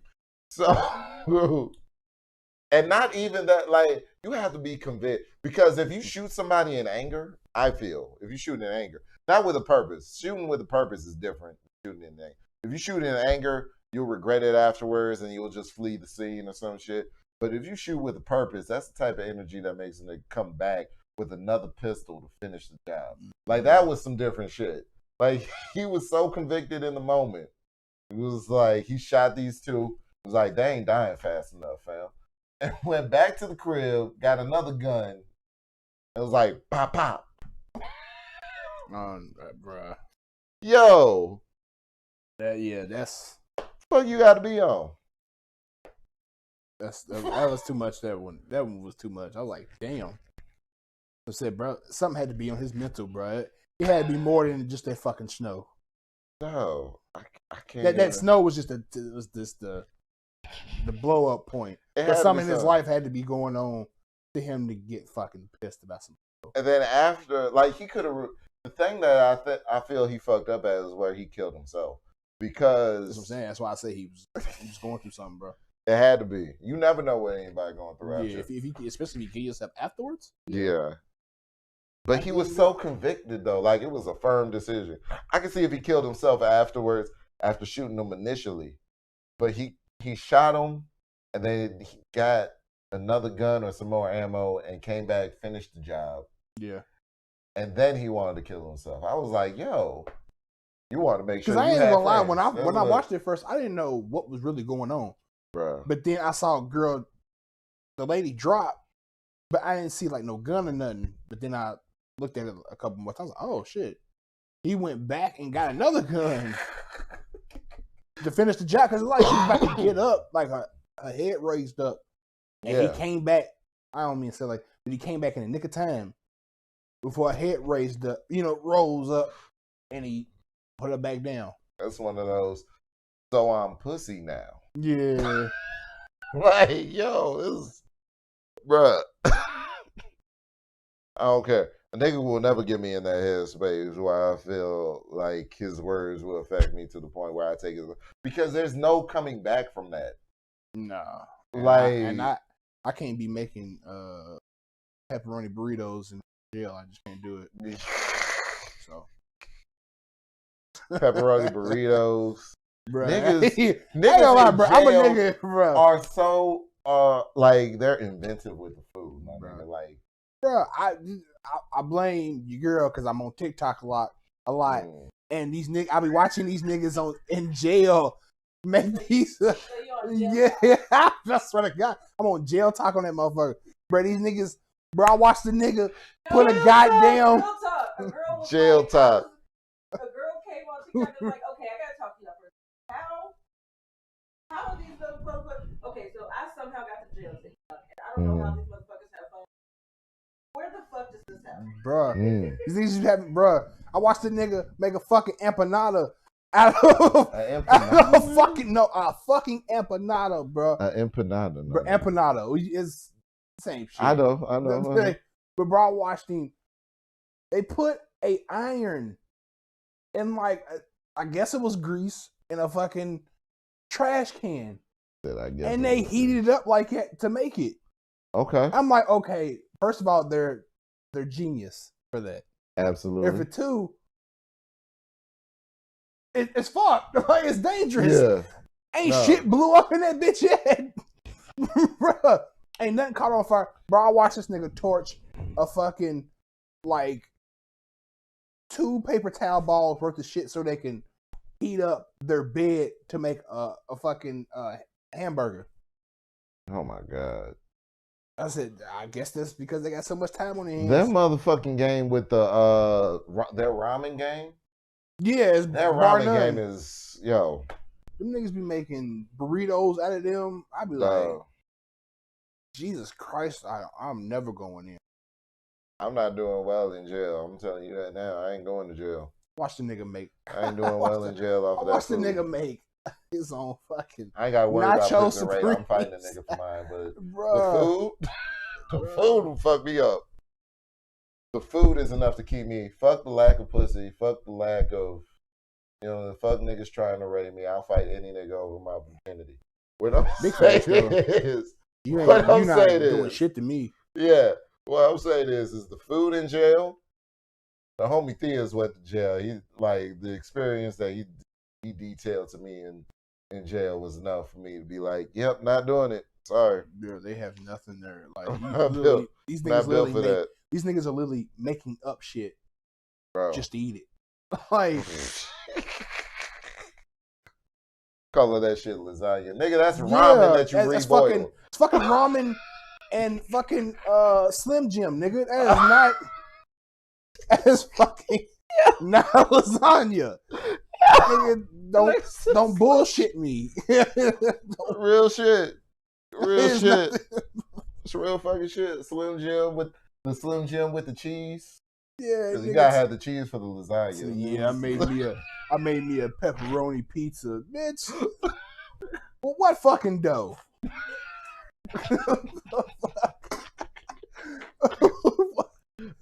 Where are you heating this bitch up at? Oh shit! Yeah, come on now, bro. No, bro. Nah. Hey, bro. I never. I'm telling you, I appreciate fucking Little Caesars, nigga. Shit. I'll be honest. I talk mad shit about Little Caesars. But that's better than what they fucking got in prison, man. It's like jail talk make you appreciate. Hey,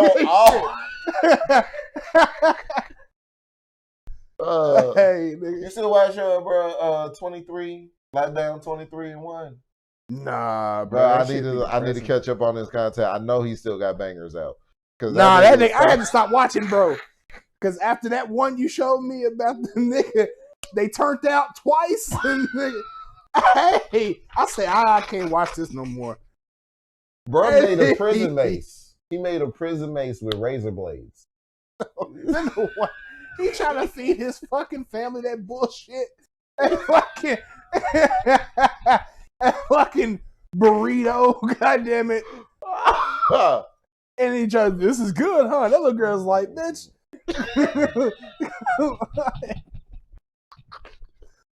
Bro, I felt so bad for that little girl. Yo, get that little girl some burrito McDonald's, filled with pepperoni and ramen. You get right, bro. Don't feed her what the fuck you had to eat. Government beans and shit. Oh, boy. Oh, man. If I was that girl's mom, I'd be pissed. Word. You got my daughter eating what? You're out now. But baby, this is for right. But baby, this is for YouTube, man. Fuck that. Fuck YouTube. Fuck YouTube. Gonna call CPS on your ass. I'm gonna get all the rights. Come on, nigga. If the dog won't eat it, why the fuck you think my daughter gonna eat this shit? That's wild. That's wild. Yo, though. That nigga go like And it's just now I gotta see if that nigga still making content. Where because I gotta find that nigga, boy. The uniqueness of his content lets me know that he's been in prison for real. Yeah, like the shit that he say in his shit, like that nigga went to jail for real. Yeah, that nigga said that they turned right out, and he saw that nigga. And said that nigga was living a normal life. That nigga said, "Hey, don't tell nobody. Tell nobody." Hey. Try to get back on my bitches. Hey, boy, hey. I can't fuck around. Nigga told him, "Hey, man, yo, what if told that nigga that shit's in the past? What if the nigga that turned him out gets out and wants him back?" Hey, and then they show up like right when bro's about to get married to the female. I object.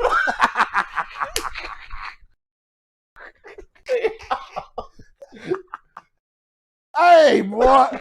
Fuck you getting married to this bitch for? You my bitch. Right. You don't remember that agreement we had in there, bitch? She was like, the fuck is going on? Now, this bitch say I do. Just say I do.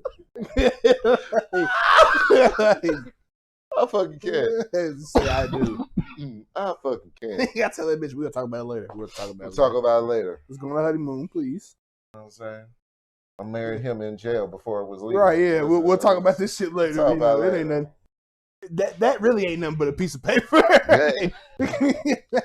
Oh, fuck. Baby, it was just wrote down. You know what I'm saying? Yo. Just wrote it down some pencil. Yeah, these prison stories, like, you don't get a good sense. Thank God for you, too. Man.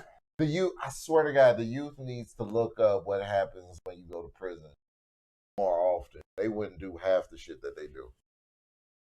I guarantee it. They would want to stay away from prison. Anything related with jail, they would want to stay away from. That's why I used to watch Locked Up. And that's why I used to watch Locked Up Raw.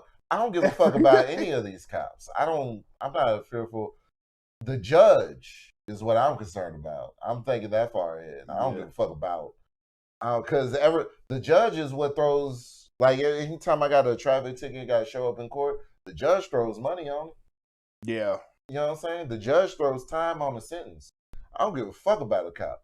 The judge, though, the cop is just there to fill his quota, and that's why he gets you jammed up. That's why I keep all my paperwork on my car very straight. You know what I'm saying? A nigga is out there right now riding around on front of work with fake insurance, expired tags. Probably been doing this shit for a while, too. Yo. Hey, that's how some people live their life. Look, homie, I hope you get it off. I hope, you know what I'm saying, that Pat, like, whatever you got on you, I hope you get it off under the circumstances presented. I'm just saying it can never be me, though. That's all I'm saying. You know what I'm saying? Niggas knocked the 9-to-5 life, but kept me out of jail thus far. You know what I'm saying? That's what I'm on. But the judge is what I'm concerned about. I could give a fuck about the cop. You know what I'm saying? The cop, he's just there to make the initial assessment and lie on paperwork. And then the judge takes what he says is factual evidence. And then, you know what I'm saying? Except it's getting kind of hard with them having the cameras off. But they be having their cameras off. And that's the only way they get away with the shit. Even though, and this is why I don't like the mayor's bitch ass, because the camera, like when we was covering Breonna Taylor for that media company that we work for, Breonna Taylor, there was a raid at her house. They were serving the no-knock warrant, supposedly, and allegedly, they had their cameras off, so there was no footage. And then directly after that, that's when they turned everything off. They turned. They were supposed to, yeah. But they also had the camera off for Dave McAtee. Mm. You know what I'm saying? Barbecue Man down on 18th. Yeah. In Broadway. You know what I mean? So they be having they continuously go. So I'm already expecting a cop to be crooked when I meet them. It's unfortunate that someone's sworn to protect every tax-paying citizen, and I am that because I pay taxes like a motherfucker. But it's unfortunate that a tax-paying citizen feels that way. That someone that's supposed to protect them, someone that was sworn in office and sworn an oath of duty to protect and serve tax-paying citizens, that the tax-paying citizen feels that way. It's fucked up. But the reality is the reality. You know what I'm saying? So I can give a fuck about a cop. But the judge, though, the judge is the one that gets the final say of what happens to you. Has much more power than the cop in mind. Because the cop can only detain you, can only make the initial arrest, but if the judge dismisses charges, then, you know what I'm saying, you'll be let out the next day or some type shit, the next few hours or some type shit. But the judge gets to see if the evidence holds weight enough to stand trial, put you on trial, rack up these lawyer fees, these court costs and shit, and then throw your ass in prison. That's who I give the most reverence to, is the fucking judge. You know what I mean? So I ain't trying to ever meet a judge in my life. Like, I don't want I ain't trying to talk to none of you motherfuckers. I'm sorry. I'm not trying to talk to a single judge. You know what I'm saying? Like, you might be good people, some of you, in your personal life, but if we ever meet in the court of law, something went wrong. And that's just something went wrong where I'm like, you sitting in that motherfucking high ass seat, and I'm standing down at the podium trying to talk to you, and there's all these other motherfuckers in the benches back there just waiting as I'm standing waiting to see whatever you hand me over my life. I'd rather not be put in those situations. You know what I'm saying? Or have anybody around me in those situations. You know what I mean? So, you know what I'm saying? The cops, they feel like they have authority to a certain extent, but they really don't have it. They don't have any authority, because the way that the shit's supposed to go is my taxes pay their salary. You know what I'm saying? I'm the pimp, they do the hoeing. That's you on that strip. And you better have my motherfucking money. All that, or else, bitch. You know what I'm saying? But that's so this whole justice system, when it comes to the fact that Tekashi was able to even come out of the motherfucking crib, like come out of the system. Like, how many days did he serve? Do you even know? He did about a good year. I didn't invest enough into the motherfucker. I mean, bro, when you singing like a goddamn canary, shit, you better come out. Shit, look at all the big drug kingpins and shit, bro. Like, shit. Come on, bro. Yeah, the Frank Lucases of the world. Yeah, come on, bro. This nigga Alpo is out here living free. When I mean free, that ain't go through Harlem if he want to. He can do whatever he want to. Can he? Does he have security detail and all that? Bruh, I've seen videos of him on his bike just riding through Harlem. Yeah, man. Cause like how I took it, a lot of people that was around him back then is either in jail or gone, like dead. You know what I'm saying? Yeah. So they're like New Harlem don't even, you can't get what I'm saying. Like New Harlem, like generation don't really know bro like it. So like they know him, but it's like they don't have no beef with him. You know what I'm saying? So he gets to do whatever he wants. He did a whole fucking documentary where he showed where he killed fucking Rich Porter. Damn. Yeah. That's crazy. I didn't see that. I need to peep that. Yeah, I posted that motherfucker. I said, I'll be damn. What people don't really understand about hip hop is that it is founded in that gangster shit. Like it really, like there would be no, I'm sorry what you feel is conscious music, but I feel as though the gangster rapper is the most conscious individual because he's talking about shit that most affects the communities that most affect us, the environments that most affect us. You know what I'm saying? He's ingrained, solidified, cemented in those environments. It is what it is. He makes his money. He has to go out hunt and eat what he kills based off of what that environment is doing. So therefore that makes him the most conscious because consciousness is just being in a state of awareness. That's the definition of consciousness, is a state of awareness. It's being aware of one's surroundings. So who else better to teach us about that environment than the gangster rapper? Yeah. You know what I'm saying? Like, but people want to knock gangster rap because people like YouTube, even this platform, I'm expecting some bullshit after the show because we've been cussing, we've been talking about some real shit. So I'm expecting some. It's life, man. That's shit. You know what I mean? You know what I mean? I'm expecting some symbols to pop up afterwards of content monetization. You just can't do that no. Can't sit down and talk.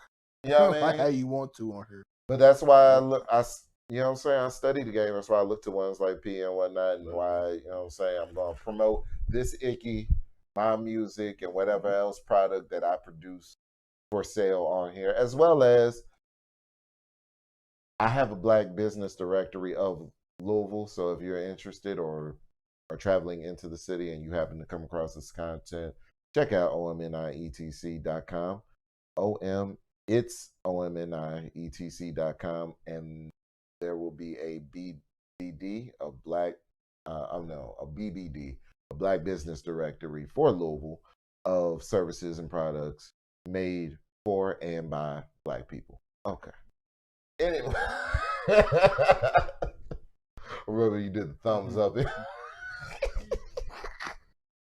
Was doing the promo shoot. This nigga just did the thumbs up. It was like, yeah, damn right.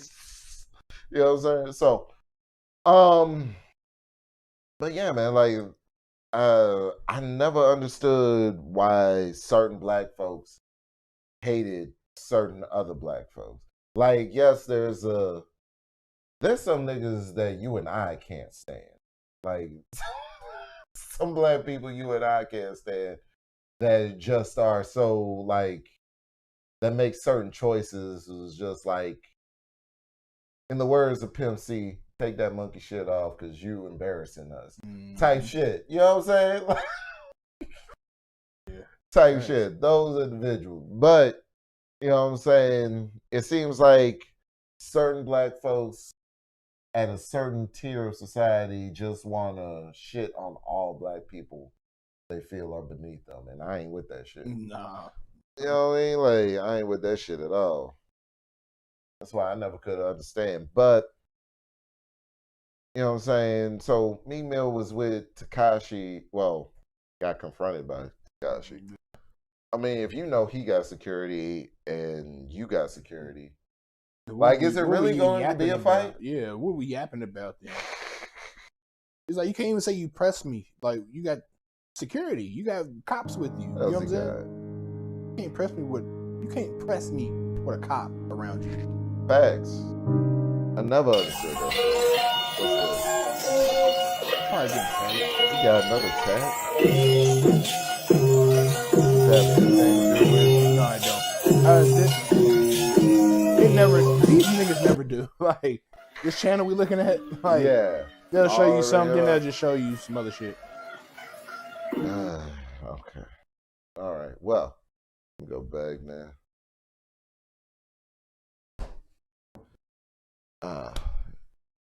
You ready to take a break? I need to take a break. Hold on. Sure. I need to use the bathroom. All right, we're going to take a break. Be right back. When I'm greeting my gods, Big bless. no matter how much or little I got, Big bless. hit the mic and I see them in shock. Big bless, motherfucker, big bless. Omni in the house, what it is, bitches. Planning to sew this thing up, and I'm in stitches from the clown shit as I moves around it. Funny, they be hella lost ever since I found this. The feeling that's alright. God flow. It's awful. Watch them step up to the plate, get their heart broke. No desire of a mention with Tilla or Harlow.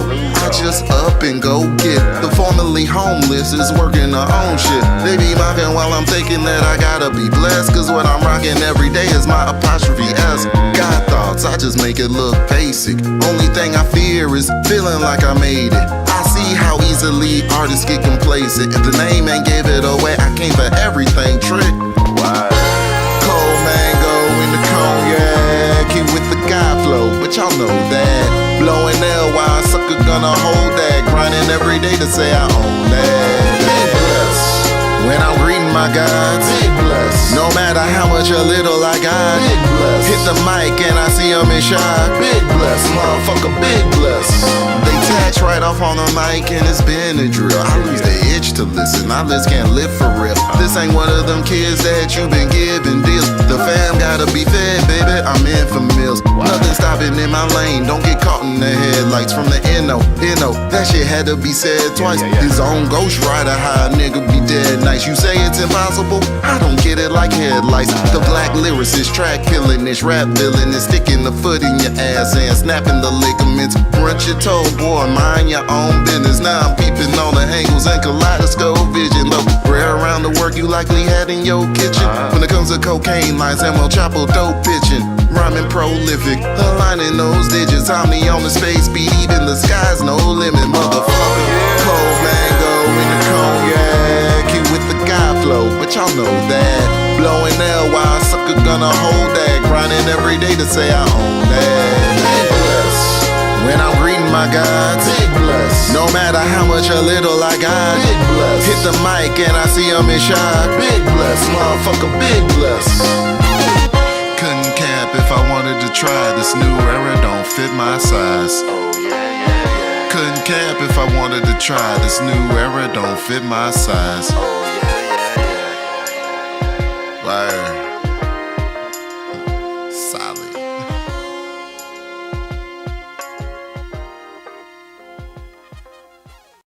Wanting money from the music tipping, I'm the only one to ask, what will I do with it? Gotta turn up, but turn it into something lucrative. As we speak, got a lot of things that need tending to. Priority be the Pass the Hennessy and weed, let's blaze one. Why ain't they mentioning that water? You have to be at ease, bro. I'm a god, you and I'm me, but nobody needs you. Getting smoked just like my reef, but no need to re-up. You shake, you know the cheap stuff. My super saiyan's loud. Way to make something out of nothing ever since the mongoose. I've been riding through, I've been sliding through, I've been pulling up, I've been gliding through. Guess it's safe to say, I be bending counters.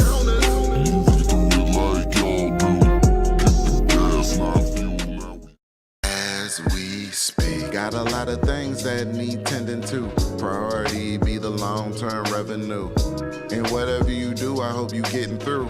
And you get it too. As we speak, raise a glass to the times it aligns for you. The universe, stars, and all that defines the truth. Because that's all me and my kind will do. You're invited to, and we'll light a few. I gotta get the bag. Not expecting another living soul on earth to grant that. Different posts, same hashtags. Industry ran on bots, but you asking me where my stats at. Cam hit the plug, we picking up an ounce. Mud on my kicks like nigga fuck your couch.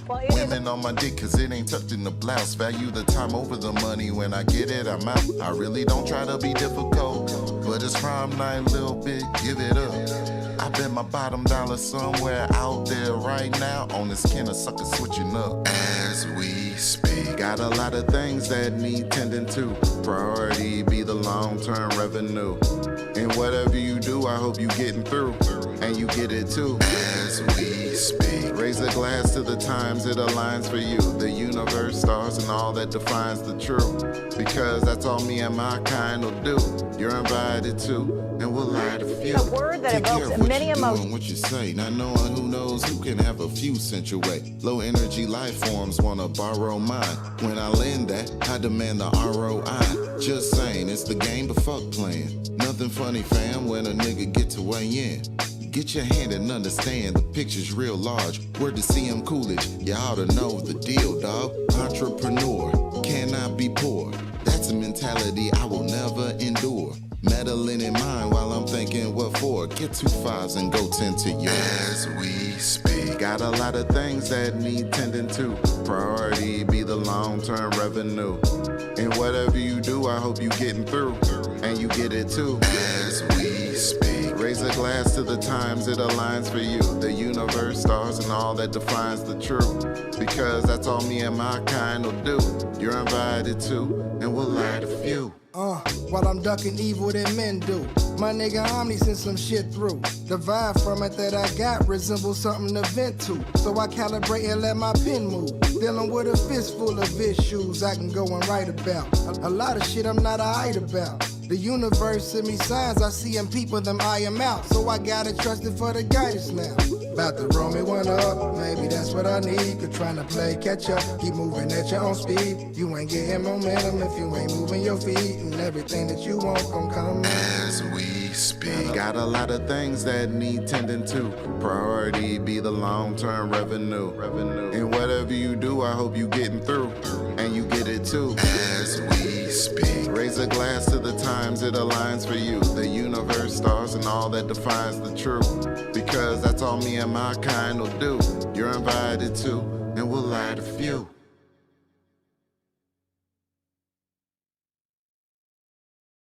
Because that's all me and my kind will do. You're invited to, and we'll light a few. I gotta get the bag. Not expecting another living soul on earth to grant that. Different posts, same hashtags. Industry ran on bots, but you asking me where my stats at. Cam hit the plug, we picking up an ounce. Mud on my kicks like nigga, fuck your couch. Women on my dick, cause it ain't tucked in the blouse. Value the time over the money. Alright, we back. Yo. Then we back. Word Up Podcast. I don't know why my shit ain't playing. It's playing your shit. Uh-oh. It's all good. Oh. Speaking of shit, hold on.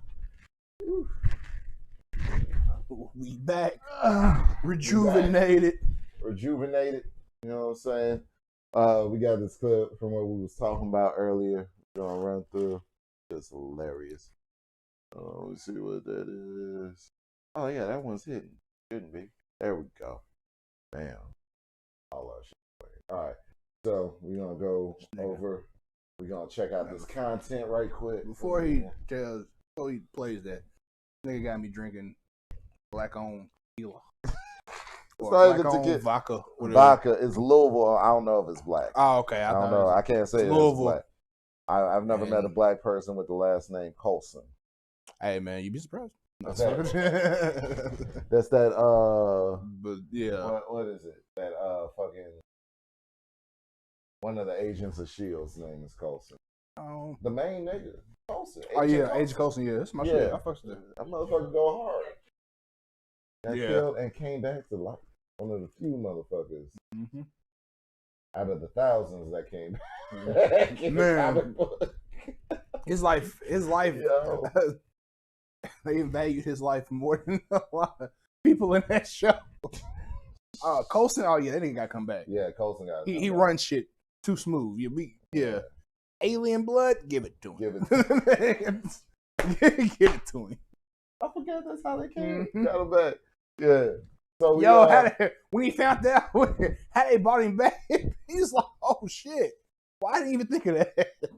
If you ever how he found that what they used on him to bring him back. Word. Hey, he was like, "Oh." So I looked up. I pulled up the video. We was talking about Boondocks and shit. Oh yeah. This I found out about this. I was watching Boondocks since I was 17. All right.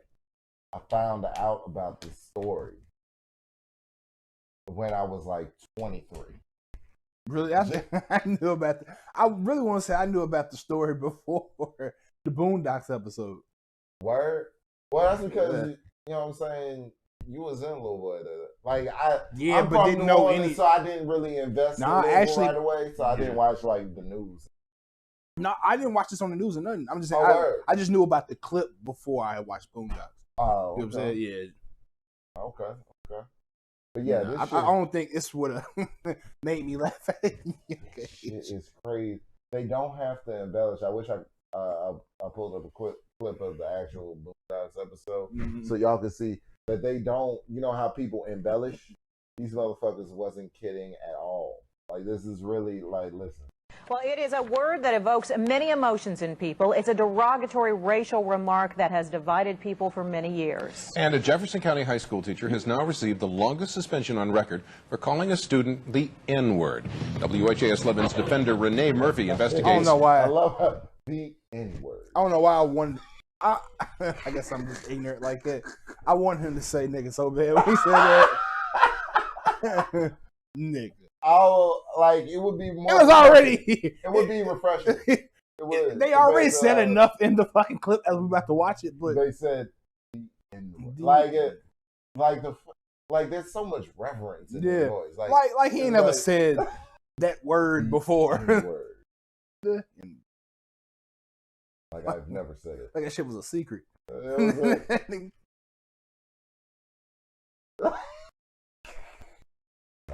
What happened and why in this story you'll only see on 11. Valley Traditional High School is in the middle of a racial controversy right now. A teacher used the N-word towards a student. The word is only 6 letters long, but the impact. He looked like he says that word. He looked like he tired of a lot of them too. Yeah, he looked like he worn out. Like he's just like, yo, these niggas. Is far-reaching. And we do want to warn you that some of the language in this story is strong, and it may offend you, it may offend some other people. But since the story is not just about the N-word, it's also about the teacher's intent and definition of the word. I find it kind of suspect that they have anybody black covering it. Like, there's only one, two ways you get this covered. Either nobody's black or everybody. Yeah, it wasn't gonna be a white person that fucking did this story. Hey, I bet she knew when they went in that meeting. Oh, I gotta do it, don't I? Yes, ma'am, you do. Oh, all right, I would hate to be in that situation. Fuck, get the van going. As a news anchor. Because it's not necessarily something that you'd be proud of and step up for and be like, I'll take it on. Yeah, you know she didn't want to do that fucking story. Story about the N-word, I'm up for it.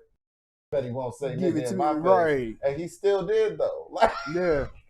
I wish they could have showed. That's why I wish they had better camera angles back in the day, around this. Because if they'd had a fucking another camera behind him showing her reaction, I think it'd have been 10 times better. They probably did, and they just was like, "Nah, cut it." That's not gonna come across. You know what I'm saying? Because she doesn't look like us because. I don't mean to offend sis, but something about her hairstyle choice says that she ain't to be fucked with. Oh yeah. And like it seemed like the moment that he said nigga, like the way that you about to like I love that he said it like a ghost. Yeah, he did. Nigga. Like he was scaring somebody, yeah. Like he the boogeyman or some shit. You know what I'm saying? But time out. What if the boogeyman was real? And you wake up and you see a fucking white man in your shit. Nigga. Hey, I'd be scared to death, nigga. Mama! It's a nigga.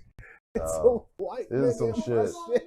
Somebody calling me a nigga in my room. That's some shit. We have decided to leave it in the story for you to decide. We have decided to leave it. They wanted us to decide if it was racist or not. That's some shit, boy. Yeah. But I gotta salute that. I think the way that she said we decided to leave it, I think she got on them to leave. White niggas gonna take a fucking fan of the word. We have niggas gonna make a total. All right, so the story is not just about the N-word. It's also about the teacher's intent and definition of the word. We have decided to leave it in the story for you to decide. That neck motion lets me know. I should know. You motherfuckers bet not. Motherfuckers bet not. What did he say? Specifically to you. Sit down, nigga.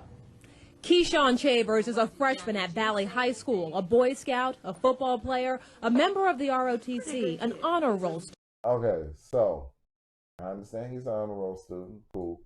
Member of the football team. I know he said and heard nigga a lot. Because I know how the niggas that was playing football was. So. Student.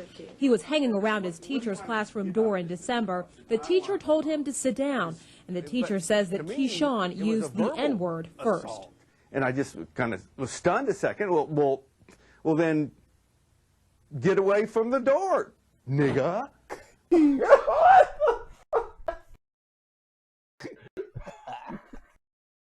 I appreciate the energy that he had, though. Yeah, my nigga kept it, energy on 100 right now. I love it, G. Nigga. Like, what the fuck? Y'all didn't think I was going to say this shit in front of y'all? Yes. I'm going to tell you. I'm going to tell y'all what the fuck I said. Y'all want exclusive, right? Y'all better get this exclusive. Yo.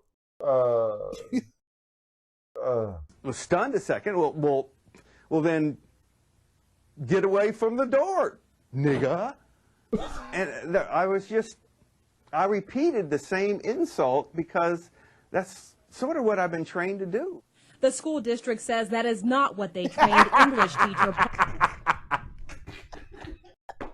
That's the part that kills me. Immediately. That lets me know Sis was in charge of the whole production of the story.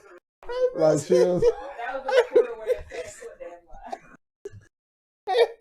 I can see her in the fucking room right now. Now stop it right there. I got something to say. I gotta say this. I'm gonna cut this in. I'm gonna say what they said. And they said he was not allowed. Yeah, I love that, dog. It's just hilarious. Oh, fuck. Like just right there. It was so. That's what I was trained to do. That's what I was. No, the fuck it wasn't. Carry on. What I've been trained to do. The school district says that is not what they trained English teacher Paul Dawson. It was right after. She did it. She kept it professional, but she knows she wanted to say, "Fuck out of here with that bullshit, bro." Like, matter of fact, boy, what the fuck is you talking about? What the fuck is you talking about? I can't be a reporter, yo, because I'd be ready to call a motherfucker on their bullshit so quick. That's what I was trained to do, bitch. No, the fuck you wasn't. No, the fuck it wasn't. They tell the truth. You've been wanting to say this That's shit. why, what was bro? Michael? Fuck, I forget his last name. But when he was covering the Breonna Taylor, the Officer Hankinson, that bitch. No, was that no, it was Mattingly, I think. It was either Hankinson or Mattingly. One of those bitches. Anyway, he was talking to him, and the cop said, yo, it would have just been so much better if we had served the warrant and not knocked and announced. We just no knock for real. Because their whole thing was they were trying to,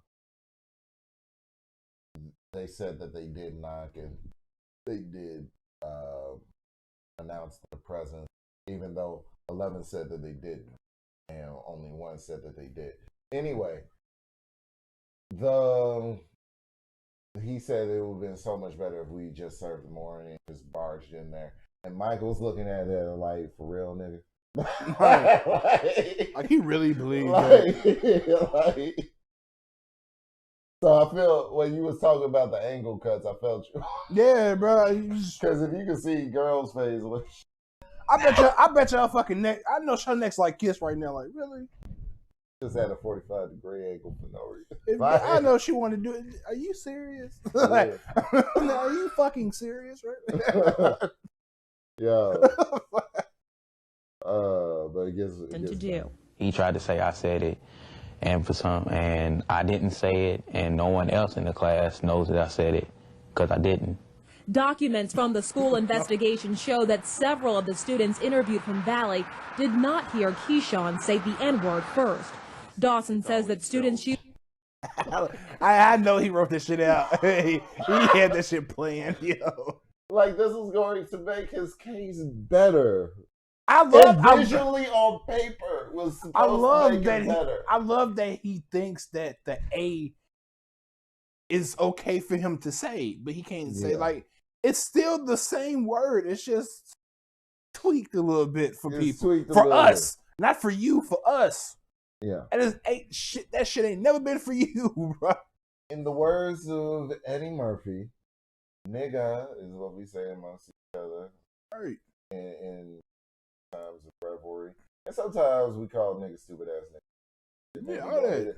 But the sounds like nooses and chains. However, you are not permitted to say either because upon saying it, you are liable to get ass fucked up. That's just how it goes. Shit, nigga. My granddad got called a nigga every day while he was on the job for white people in order to provide for me. In order to provide for his children to then have grandchildren, and I'm his grandchild. I'm doing federal time off top.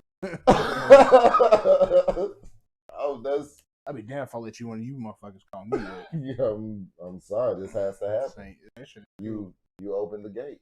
Is the slang version of the N-word at yeah, nigga. I don't know why he felt like the word in visual format was going to make it. Yeah, like niggas is gonna be like, okay, that now we see where you're coming from. No, we don't. Get it. We don't get it, bro. Yeah, we get it now. You know what? He's on to something. No, he's not. He's still on the wrong. Right. Sorry. You don't get to say in this. No, not at all. You have no say so. Like you're I don't know who fuck gave you the authority to do it. That's just what it is now. You don't get to say. Valley High School all the time. He says N-I-G. Two completely different words. Believe it or not, that's the first time I actually paid attention to the second battle. Two completely different words. Wow. And he's saying it loud at you, nigga. Two completely different words. E-R. You know they had the cameraman zoom in on. Oh, the media is some asshole at the time. Yeah. Like, I fucking feel this needed to happen. I would love to. Is a racial slur, but says that students use N-I. That's why I can't get like. I hate to say, like, Juan, we was with Juan earlier and we was talking about how the black woman died. Yes, but she has to live up to her godliness. And Candace Owens just doesn't. I didn't know why you said that word. I'm just, with hardcore evidence such as this. And this fucking with her, she would think this is okay. Word, because you know how she got her start is the dumbest story I've ever heard. She said that she felt like the boys that called her nigga on the phone, a bunch of white boys, got too harshly penalized for doing so. That's basically what her story comes down to. Like, she was expecting them to be out of participating in school activities. Instead, they were charged with hate crimes. They were put on the national news. And she didn't like how the Democrats handled it. That's why she's a Republican and conservative. This is out of her own mouth. It's not verbatim, but that's the gist of what she's on. Is because she hated being labeled a victim when some white boys who were drunk, called her a nigger. And I'm like, do you understand that some white boys with that same mentality got off for rape because they devalued black women's lives? Like, essentially for the same lack of disrespect. It's just that they weren't physically present to disrespect you. They did it on the phone because they're really cowards, which most motherfuckers who disrespect people for no reason are generally cowards. But the fact that there's staggering evidence like this, plus everything that we know with Breonna Taylor, and she's still over on that side. I don't understand it. Like, T.I. said that she hates how brilliant she is, but she can't be looking at shit like this and taking. You know what I mean? Like how brilliant. I think we're giving this particular black woman credit. You know what I mean? But IGGA as often as they'd say dude or hey man. And Dawson said, I mean, he didn't lie about that. He didn't lie. But it's That's not true. for you. Yeah, it's not. It's not. It's not just a dude. Because as soon as you said it, I was like, that's true. Like, just like lie about that part. Just like reading in back of the day wasn't for niggas to do. We used to get our foot and our dick chopped off for reading, for the ability of reading to understand how shit works around us that you implement. I'm sorry, your forefathers implemented. But just like that wasn't for us to do back then, this isn't for you to do now. Right. And no time in the near future, foreseeably, is it for you to do under any circumstance. I'm sorry, it's just bad things will happen. I don't understand why. As much as two completely different words. Why did he like? I just wanted to. He was so prepared for this day. He was so prepared. Imagine if this story happened when PowerPoint presentations. Man, that'd be hilarious. I like goddamn slideshow. Hey, the lights turned off. Okay, so let me break down this. They got all types of pie charts and shit. Venn diagram. This is nigger. This is nigga. This is where they intersect, and this is where I fucked up at. He gotta have a picture of two African American people and one pencil. Hey, he can have it in the bubble. Hey, can you lend a nigga a pencil? does not like the word. He still used the slang version to feel more comfortable with black students. She just, hey, if a motherfucker blinked that many times, you know that they wasn't pissed. Even a second. Look. Yeah, for real, she blinked like Still 10 used times the right there. slang version to feel more comfortable with black students. Why is this word used so frequently? So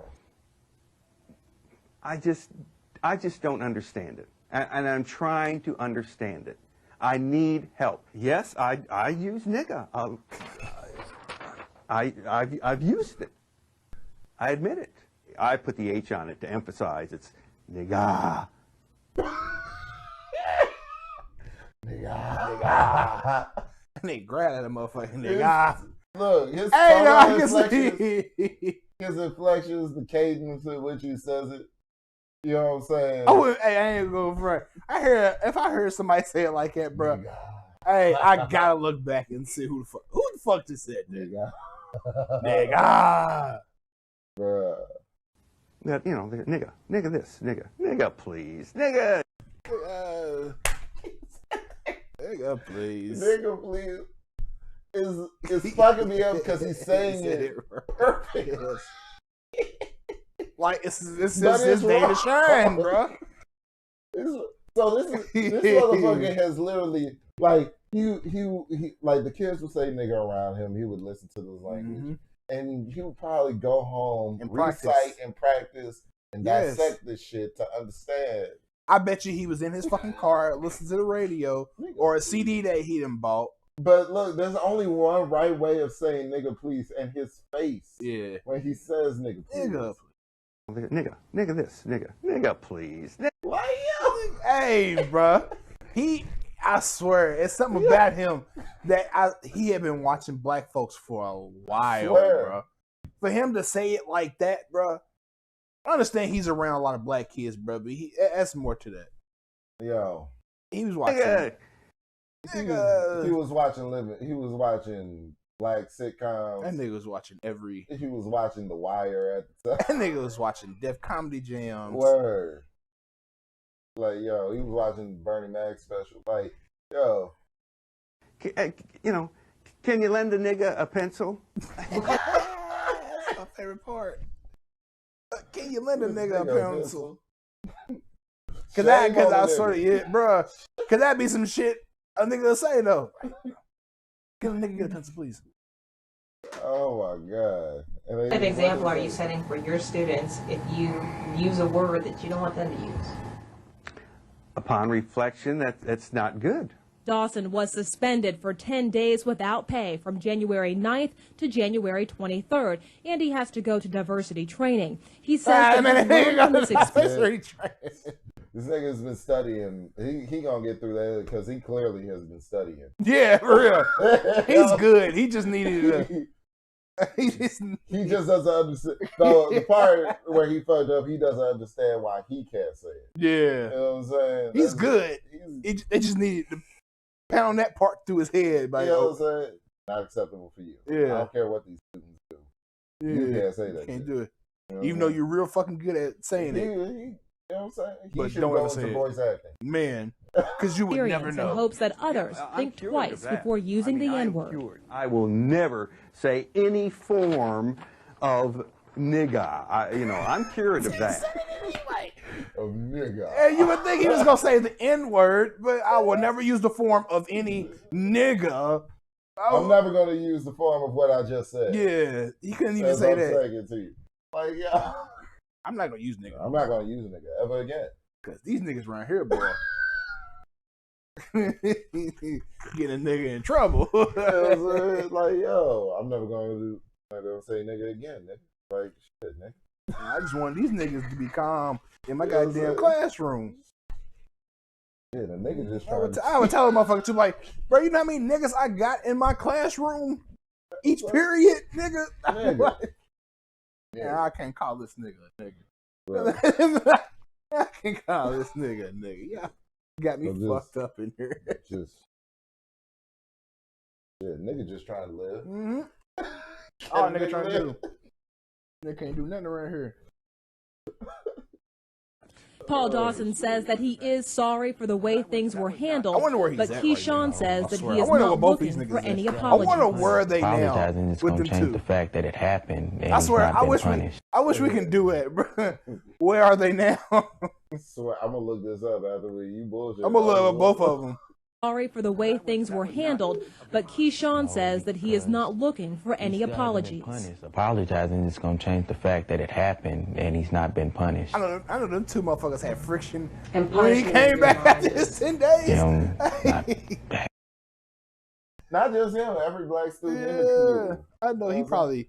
I bet he shut the fuck up then. He was Because giving black out. kids already know what's up. I'll be real, like this. They was probably fucking with him. This motherfucking computer teacher at Eastern High School. Never forget this. I was standing around his desk. Now, granted, it was a period in which my class wasn't his. Like, I was supposed to be a humanities, but I was standing around. A lot of us has done it. It's a computer teacher. I was fascinated with computers at the time, as you can see. I had a fascination of computers. But what turned me off of learning it in a school setting was this fucking teacher named Mr. Lanham. This nigga, and there was all types of rumors about him having a mail order bride because all the female students couldn't believe that this nigga was married to someone legitimate. So they fabricated this story that he had a mail order bride because they just couldn't see, because all the females at that school at the time were straight freaks. But neither here nor there. What I'm talking about is I was standing around his desk and he called security on me. All the security people were black. It was like, I want you to check this student, I want you to frisk this student. Like he wanted me to let security essentially search everything on me because he didn't trust me. I said nothing came up stolen or nothing. He just get this. Nothing came up stolen. He said, "I just don't trust this student." Get him. He's got something on him. I know he's got something. Yeah, I'm trying to learn about computers, motherfucker. Obviously white dude. White dude. He said, "I don't trust this student. I think something was stolen." Da da da da da da. I was like, "The fuck, nigga? What? You feel like I should have stole something?" That's how a nigga really feel when I was talking to my auntie about this. I was like, yo, auntie, if they see me like this anyway, why the fuck Am I trying to be so good out here? You know what I'm saying? You know, your auntie give you a be doing the right thing because it's the right thing to teach. But I'm just like, yo, this is what the fuck they're on. Like they can't see me any other way, obviously. You know what I'm saying? But so, well, I'm with the kid whether he said nigga or not. That's yeah, I was the same way. Like even if he did say it, even if he did say nigga, he knew bro was crooked. Why do you feel the need to say nigga? You know what I'm saying? Oh, you trying to be because when I heard the story, I was like, he said nigga. Come on now, you can look at this kid and see. Yeah, he said nigga. He said nigga often. Yeah. He said it with his friends. Don't let the fucking glasses fool you. Yeah. Like the nigga said nigga. He was all in his classroom calling his friends niggas, asking niggas for pencils. Absolutely. This is why I love that when the Boondocks came out, they had Riley do it. Like Riley was in his position. Man. Like, no, sir, I would never. I was like, so this joke is going both ways with it. Mm-hmm. This joke is going because Riley says nigga every episode. Mm-hmm. So we know Riley said nigga. But the point, we ain't talking about whether or not Riley said nigga. You not supposed to say yeah. Motherfuckers is missing the point of it. Yeah, you're not allowed to say nigga. So I love shout out to Kyrie Muhammad with Incredible. Check out that brand. Shout out to Kyrie. Good brother right there. He put on this timeline where I don't know this actor, but this motherfucker's been everything. He was the dad of Aaliyah in Romeo Must Die with Jet Li. Oh, I know you're talking about. I can't think of his name. He's in the Five Bloods. Okay, but he's gang affiliated. No. Oh, talking about a movie. It's a movie. Oh, okay. Yeah, but I know exactly what you're talking about. I can't think of his name. Yeah, like bro's put in mad work, but you know what I'm saying. For some reason, he ain't up there with Ving Rhames. All right. But have you ever seen Crooklyn? Yeah, he's the dad in Crooklyn. Okay. But he was on with Fox News, and he did the coldest shit of all time. Kyrie put up this video. I didn't even know about this shit, but I think I know what you're talking about. Yeah, these two white anchors was like, a white man can't say the N-word in America. And I just feel like that's a travesty. Some shit, again, paraphrasing, because I don't really pay attention to Fox News. But a white man can't say, and you know this, and you know that that's inequality in America. And then he said, so say it. Bro, he was so serious, too. He said, so say it. You want to say the word. I don't want to say the word. I'm just saying we can't say it. Say it. I'll say it with you. Bro, he was so serious. Say the word you want to say. It's like, I just can't believe this. I'm going. I think someone bust your ass in here. The energy was on. I'm gonna drag your ass across. Real talk. I want you. Please say it. Say it. Please say it. Say the word. I'll say it. This shit is not going to end well for you. Say it. Drag your motherfucking ass across this desk. Yeah. So, you know what I'm saying? So, like, let's keep playing. But yeah, it doesn't matter if he said it.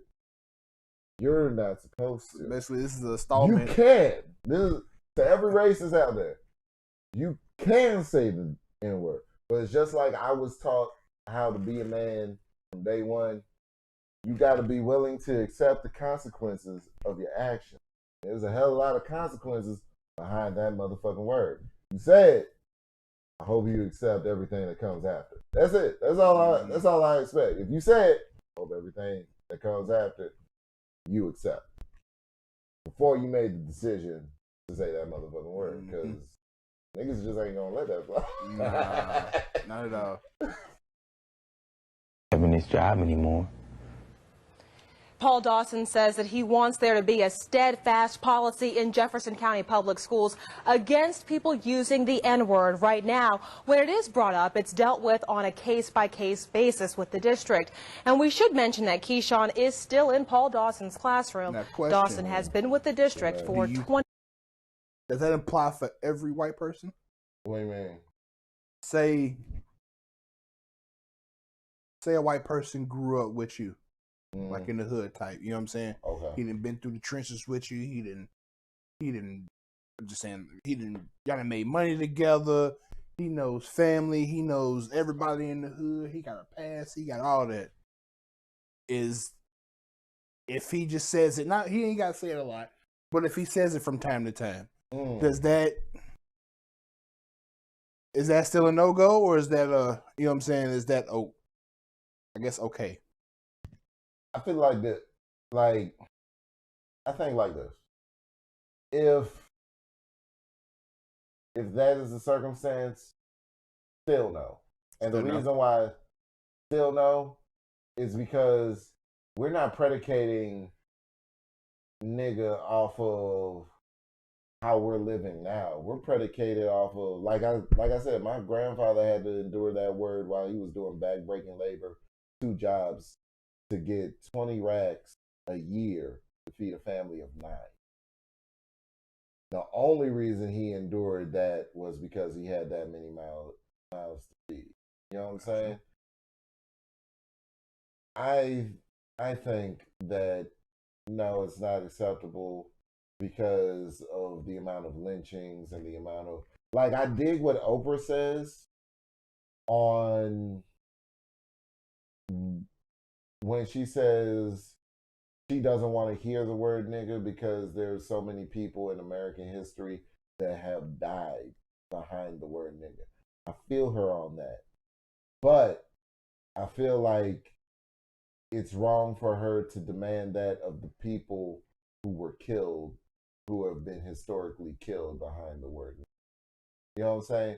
The people who were historically and systemically killed behind the word nigga, and when I say systemic, I mean it was socially acceptable to do these things. There are actual photographs, people smiling to watch niggas burn, type shit, and niggas getting hung from trees like it was a family affair to do for white folks at a time.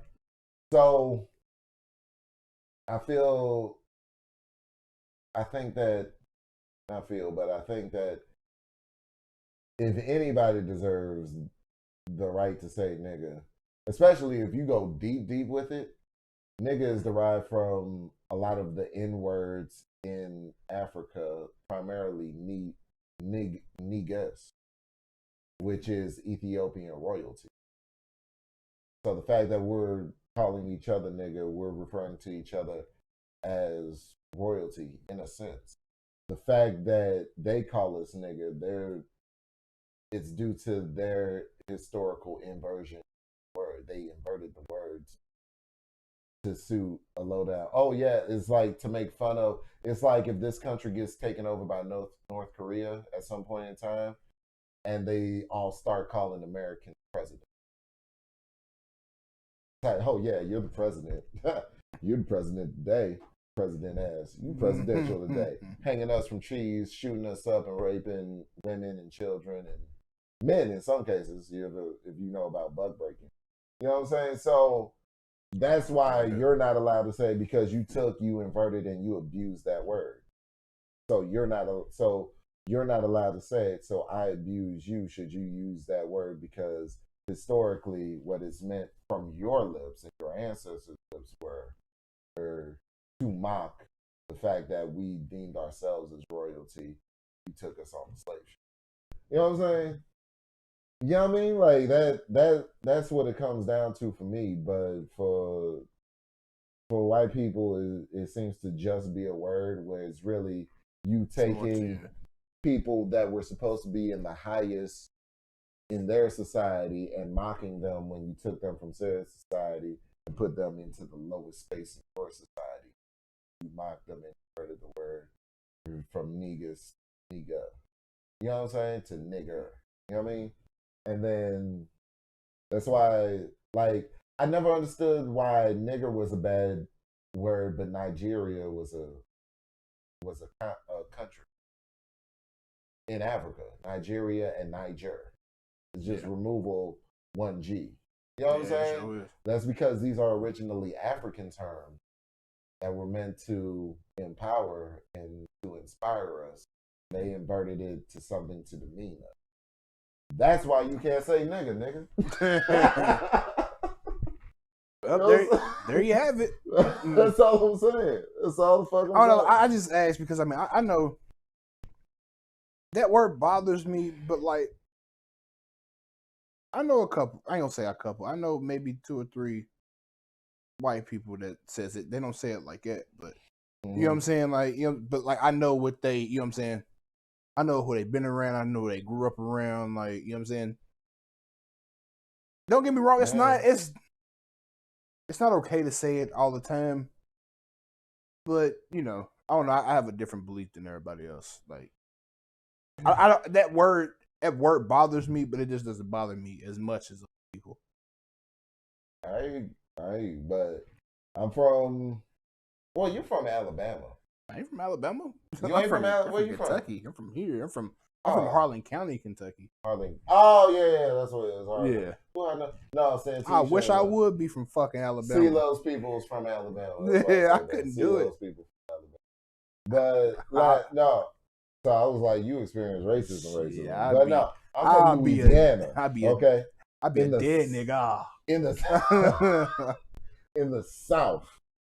Yeah, the South. I'm talking chicken and beer, Carter 2, motherfucking Game Over, trap music, Magnolia Projects, Magnolia, Calio, Saint Bernard. My apologies from Saint Bernard, third ward. But I'm from 9th Ward, outside the 9th Ward. I'm from the upper 9. But I'm over from Cedar Block. There's a reason why men tend to carry themselves the way that they do. Black men tend to carry themselves the way that they do in the South, and it comes from that Jim Crow era, like back when segregation happened, the most money that stayed in the black community was in the black community because white folks didn't want us to participate in their side of the economy. So, like, there was a sense of pride that came along with that if you owned a grocery store. Like, black people used to have mad shit back in the day. They had gas stations, grocery stores. My pops told me about my grandfather owning a hotel at one point in time.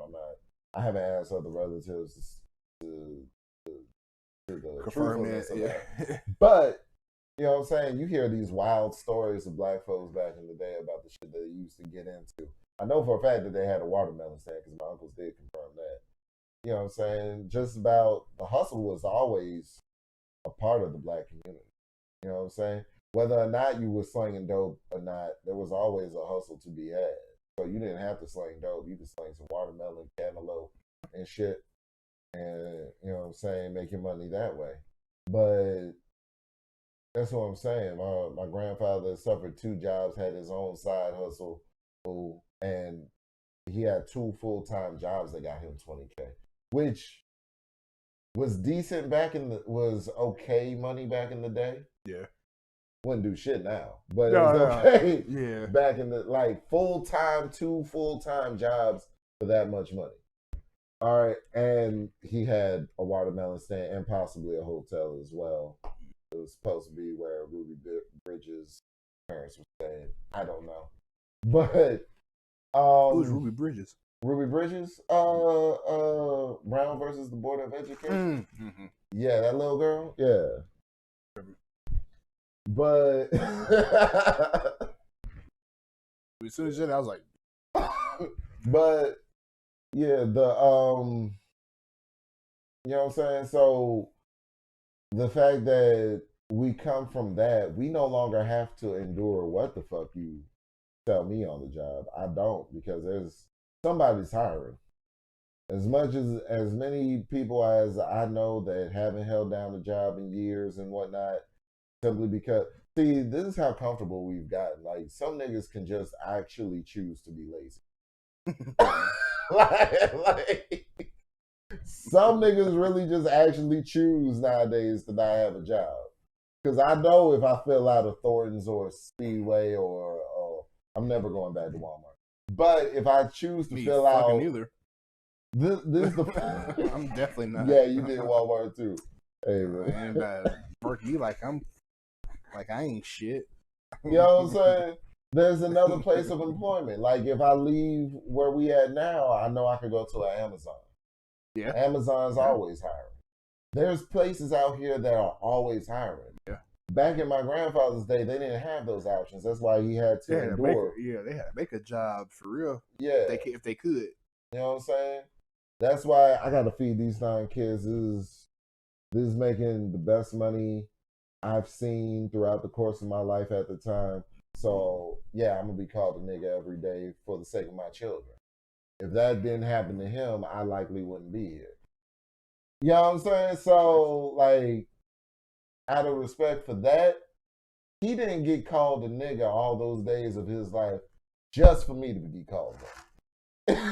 I get I by understand. white folks. I Like, agree with you. I'd be down. I don't know. You know I just think what I'm I guess saying? I'm just a little lenient with that word a little bit. I shouldn't be. I shouldn't be, but I am. Like I said, I know a couple people. It's like they don't mean nothing by it. Like they don't mean it to be like, you know what I'm saying, hurtful. Like if you use that word to be, you know what I'm saying. Like I don't even know if he meant to make it be hurtful, but you know what I'm saying.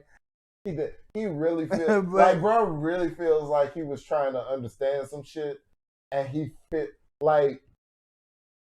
It's like when I make a song and I feel like I got some heat that I didn't run by you first. Yeah. Yeah. I feel like nobody heard the song but me. She don't even know about it. Yeah. And I made this song and I feel like it's dope as fuck. But then when you nobody heard it besides me. Yeah. I really feel like that's what happened. It was like, look, I got this idea, I got this belief. He didn't pull nobody black to the side. Nah. And it was like, because every school got black teachers. So it was, he didn't pull, this is public school too, Valley.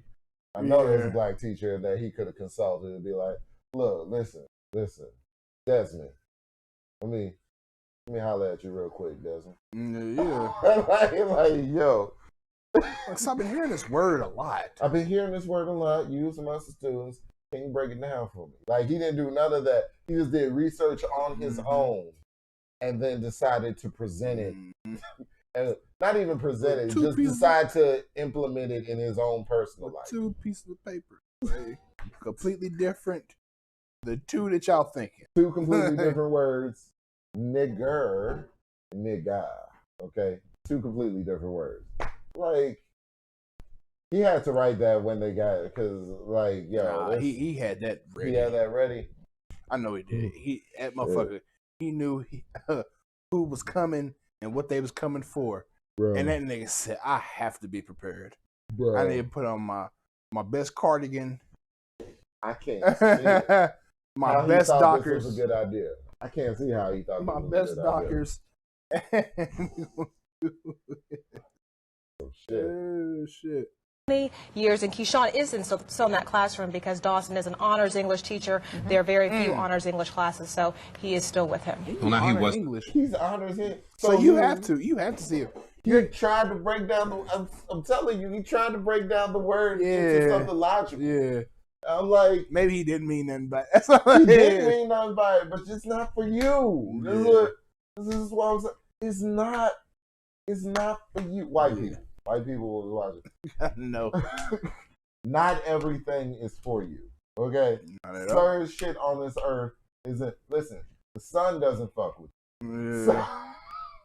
So rain doesn't fuck with you. Come on now. Have you ever smelt yourself after rain? You know It don't work. Fuck It don't work you can't with cancel me like Nick Cannon. Y'all invented you didn't invent sunscreen for niggas. You invented sunscreen for you. Okay? That's why you had us out in cotton fields and shit. Because we took that shit and we were able to work under those conditions. You, not so much. An hour out in the sun, you see niggas skin peeling and shit. Man. Like, them niggas get blisters. Hey, them niggas get yo, it's not for you. But then again, like, for some reason they want all the black shit. Like, It's crazy. Like the shit that white people can't do, they want to participate in. So they want to get a tan. White people try to get a tan, and then they try to take the language. And certain shit on this earth just isn't for you. Okay? Stick to Shark Week. Yeah. Y'all can have shark when y'all go out and take your stupid ass out to the ocean. Go do that. Yeah, that's what y'all go for. Niggas is cool. All right, go. You can go out into the ocean on Shark Week and shit. We good. Fucking safari. You know what I'm saying? We invented safari just for you to go out and get eaten up by lions and tigers and shit. We don't fuck with safari. I've never seen a black obviously, the animals don't fuck with you. All the lions and bears and shit, because y'all always getting mauled by them. You know what I mean? So, yo, that's some wild shit. Like white people always are fucking with shit that isn't for them to fuck with. Like for some, that's why Elon Musk. I salute it in some cases because Elon Musk is trying to colonize Mars. You know what I'm saying? Because we done fucked up this planet already. So on to bigger and better things. Yo, so I salute motherfuckers like Elon Musk. It's time to move. Elon Musk says is like, hey, look, we done did all this bullshit. That's why I respected. I was telling you about Yang, right? I was telling about Yang when he was trying to come into being the president and shit. I really fuck with Yang because he said the realest shit of all time. Who was that? He said, yo, honestly, we need to give everybody money because the planet, look, I'm not even concerned about climate change. Yeah, that shit already is what it's going to be. So the best thing we can do for our people is give them as much money as possible to get through this shit. I was like, Mr. President. Man. I was like, already calling him president. It's fucking 6-7 months before the election. I was Yang Gang. I was Yang Gang. I know a couple people that was Yang Gang though. But I fuck with Yang Gang. But you know what I mean? He wasn't. I don't know. He wasn't fit for what they was talking.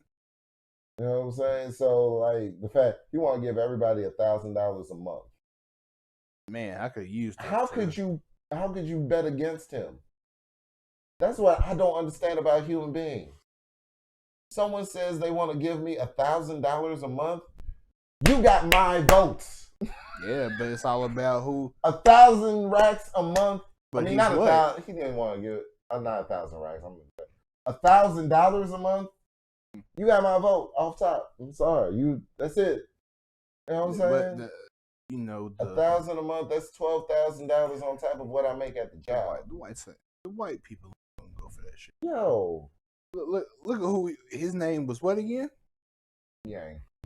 Say it one more time. Yang. They was not gonna vote for that name. That's why I fuck with.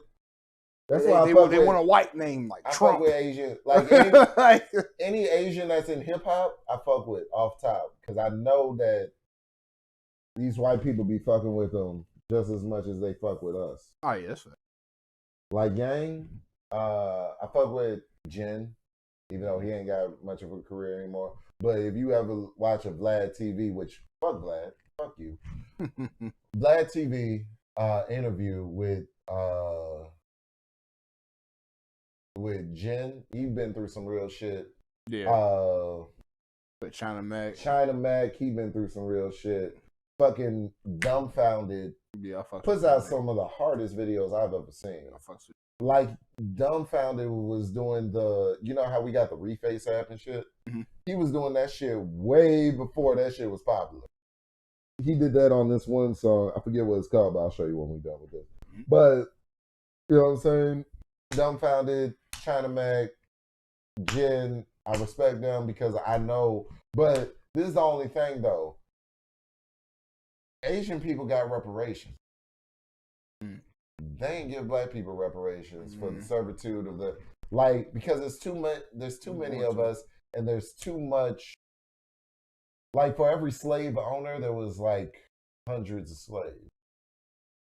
You understand what I'm saying? So they would have to destroy their own wealth structure, like the amount of wealth that their families generated over time. It's another reason I can't fuck with Candace, because Candace is just like, we're not slaves today. But Candace, if American wealth is predicated off of the principle that you save up and invest and you gain and your yearly gains with a certain percentage guaranteed every year, then the number one factor is time. And America wasted 400 years of our time. You know what I'm saying? Where we could have actually had something based off of the amount of labor that our ancestors provided free of charge. So the fact that you're saying way back then, we should just ignore what happened way back then and just focus on right now. Do you understand the amount of money that we would have now if people from back then were actually compensated for their work instead of being beat into bondage and done the way that we were? We were barely given meals back then. We weren't even allowed the right to read, to understand the rules. And the country still says, oh, you not understanding or not knowing the law isn't an excuse for disobeying the law. You understand what I'm saying? Like, there was a time in this country we couldn't read. Yeah. Under the threat of death or dismemberment. But somehow niggas not understanding or being able to read the law or not understanding or being ignorant of the law is no excuse of the law. How? It's not an excuse that you, nigga, don't fucking read that shit. Ignorance of the law is no excuse. Bitch! Nice. So, hey. But motherfucker learn how to cook, though. Nigga, you gonna learn how to do that, because we not gonna do that. Right. They can't season shit till this day. I was fucking breastfed kids, like. I was fucking amazed when I came across some seasoned chicken by white people. What was it? I think it was I don't know if I need to look up this country. I need to look up this because I think it's Joella's. Have you had Joella's hot chicken? Yeah, I've had it. Okay. I don't. It's not a just like me. The sauces all my friends love it, but I don't like Joella. It wasn't that good to me. They tell me. They tell me. No, it's not Joella's. Royals is what I'm thinking about. Have you had Royals? Nah, I heard it's good though. Royals is fire. They got a new location out here. I was doing my Uber Eats shit. They got that should be good. Crunchy chicken is good. Crunchy sorry, people, random, but yeah, crunchy chicken is good as fuck. That's probably the best chicken out right now. Man, we just got caught. We just got off of some nigga shit and got onto some chicken. Yeah. This is how America thinks of us anyway. Yo. I swear to God, there's some niggas around chicken. me that have never eaten watermelon because they don't like the preconceived notion of niggas eating watermelon. I'm like, nigga, you let them win. If you let them, oh yeah, that's facts. If you let them understand the mentality, you won't eat the most delicious fruit of all time because some motherfucker said that you would have. Some racist motherfucker said that you would have a propensity to eat the most delicious fruit of all time. And I'm like, what if money works this way? What if motherfuckers institutionalized in our head that we couldn't get what we're after just because they said that we couldn't? So we go like, okay. You know what I'm saying? Because a motherfucker said that you're racially predisposed to eating chicken and watermelon, there's like you know what I'm saying? You don't eat it because of that reason. He said he doesn't eat chicken around white people, but he doesn't eat watermelon at all. And I'm like, yeah. I'll smack some chicken right here. I'm like, then they win. Because they told you, that's why I don't fuck with that go back to Africa phrase. because I feel like it's just really because niggas is doing well in Africa. I've never heard a white person ever say that. Go back to it was, or at least to me. Let's say that it was real popular in the 90s. Apparently. Oh, you go if back you don't to like Africa. going being here, go back to Africa. They're telling the Mexicans the same shit about Mexico right now. If you don't like it here, the difference between them is Mexicans are killing themselves. Yeah. Yeah. Niggas in general, outside of the Nigerians that are coming here, niggas, we're talking about people that were taken in bondage. Like, there's a whole demographic of individuals that are born here strictly because their people were taken here in bondage. You know what I'm saying? It's a whole different dynamic. But they don't understand that. They don't understand that, and they don't want to understand that. You know what I mean? But that's what it is. This motherfucker here, he was really trying to understand. Man. And trying, because he just certain shit just isn't for white people. There's certain shit that isn't for us. Raisin in the potato salad. Yeah. That shit ain't for niggas, apparently. Y'all love that shit. But Swimming. Swimming ain't for black folks. Well, not like actual swimming, but like, Olympic swimming. Olympic swimming, yeah. No. Hockey. We don't try that shit. Nah, it's too cold. You know what I'm saying? That's the thing. Like, there's certain shit that black folks won't do, and there's certain shit that white folks shouldn't do. But white folks have the mind of thinking that everything is for them. It's not. It just isn't. Everything isn't meant for you. You know what I'm saying? Everything isn't meant for you. You could try, but everything isn't meant for you. You can do whatever you want to do, but it really comes down to where you're most effective. And that saying, like, we just saw an individual who got the cadences, tones, you know what I'm saying, the face. The nigga said, nigga. I was like, yo. Nigga. Said that shit like George Wallace. Nigga, please. Yeah, bro. My nigga was watching somebody. You know what I'm saying? He was studying that shit. But it's not for you. It's just certain shit that's not for you. You know what I'm saying? Certain shit that's not for you. You know what I mean? So try some other shit than having to say the word nigga. I don't know why you want to say it so much. You said it enough. Yeah. You know what I mean? What else you want? Anything else you want to try to go over? Man, I don't know. Yeah, we talked about the Meek Mill. We talked about. Oh yeah, I was gonna bring up Ted Cruz. I was gonna bring up Texas in general because I wanted to talk to the folks down in Texas about leadership. Seems y'all are absent of leadership. Yeah, the thing about Texas, the governor went on vacation in the middle of a. That's why Texas don't fuck with Texas. Nah, it's not even that, but like Texas don't give a fuck about that. Like Texas look out for Texas. You know what I'm saying? Like, no, they don't. Shit, how I've been looking at it, they have been. I'm not saying that the governor. Vacation. Fuck the governor. I'm talking about the people of Texas. Look out for people with Texas. That's right. Fuck that. That's fuck the Ted Cruz nigga. Like, these niggas look out for each other, bro. Like, you know what I'm saying? Oh, he's a senator? I thought he was a governor. Okay. Who gives a shit? He is still a shit.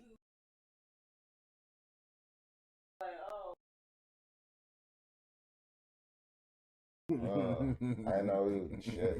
Okay, well, fuck. But also, what? The mayor of Colorado, Texas. I love when people. Colorado, Texas. Colorado, Texas. Yeah, not the beloved state of Colorado with their legalized weed. That just had me thinking about this. This comedian. Not the beloved. I don't even know your name, good sir, but God bless the work you're doing. Nigga said he went to fucking Paris, Canada. I said, what? What? I didn't even know they had one of those. Yeah. So Colorado, Texas, though, the mayor put out this statement where he said some shit like, don't get what it is. You could tell he was a Trump guy because Giuliani said similar shit. With Rudy Giuliani saying, have trial by combat. And then this motherfucker said, and listen, the government is not responsible to take care of you in a time of crisis. Like, bitch, what the fuck? What the fuck do we pay y'all? Right, where's my money going in? I get bro? state and federal taxes. You can't give me something about that in a time of crisis? So, like he said, we're not responsible. I'm tired of everybody wanting a handout. I'm sick and tired of it. A handout? Look at the fuck we're going through. I'm talking about a goddamn handout. Nigga, my roof just collapsed, bitch. What do you mean handout, nigga? In a time of crisis, I don't You care. just shut everything off on me, nigga. Talk about a goddamn handout. They have no... People were dying of carbon monoxide poisoning. Bro, I watched one dude. I felt so... Shit I watched warm. one dude, bro. I felt so bad for him, bro. That nigga had to use the fucking steam from his bathroom, bro. He was about to die in his own bathroom, bro, because he was so cold. Hey. And talking about a fucking handout, nigga. Yeah. Turn my shit back home. You know what I'm saying? I'm tired. I am not responsible. Bitch, and the government isn't responsible to keep your family warm and to get y'all clean water. But you literally said this. But you somewhere fucking warm with lights. And you need to do what you do to make sure that your family is okay. In the middle, he told his people this in the middle of a natural disaster. Texas don't ever get that cold. These are the personalities that the other side put. So you know how the other side prides itself on its bravado and it being able to how tough the other side is apparently. But when tough shit actually happens, they can't deal with the shit. Like they crack up and break down and send out tweets and shit that says bullshit like that. And quit asking for a handout. We're not here to provide you with services in time of need. Some bullshit like that. But it was basically like, I'm sick and tired of everybody asking for a handout. You need to tend to, and he started it off like an asshole. He was like, hey, let me, I know that this is going to break a few hearts, so let me go ahead and get right to it. Like, break hearts? No, nigga. Like,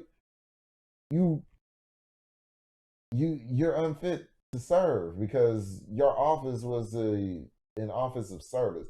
This is why we need to take money out of politics in general. As soon as the money goes out of politics, the motherfuckers that are really down, you know who's really down to serve people? Motherfucking people in nursing homes and fucking, you know what I'm saying? Like motherfuckers that go into assisted living facilities and shit. You know what I mean? Changing adult diapers every day. Motherfucker. I know I couldn't do it.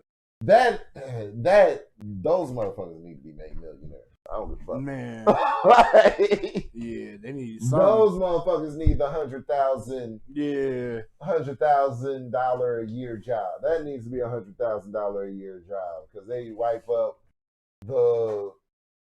they literally wipe up the shit that this ungrateful ass bastard will not. Mm-hmm. You know what I mean? Like, that's just what it is. So in Texas is poor leadership at multiple levels. So we're talking senator apparently. I thought it was Governor Cruz. But Senator Cruz, I don't know what the governor did, but the mayor of Colorado is saying all of this bullshit on social media. Bro, you do know that Trump ain't in office anymore, right?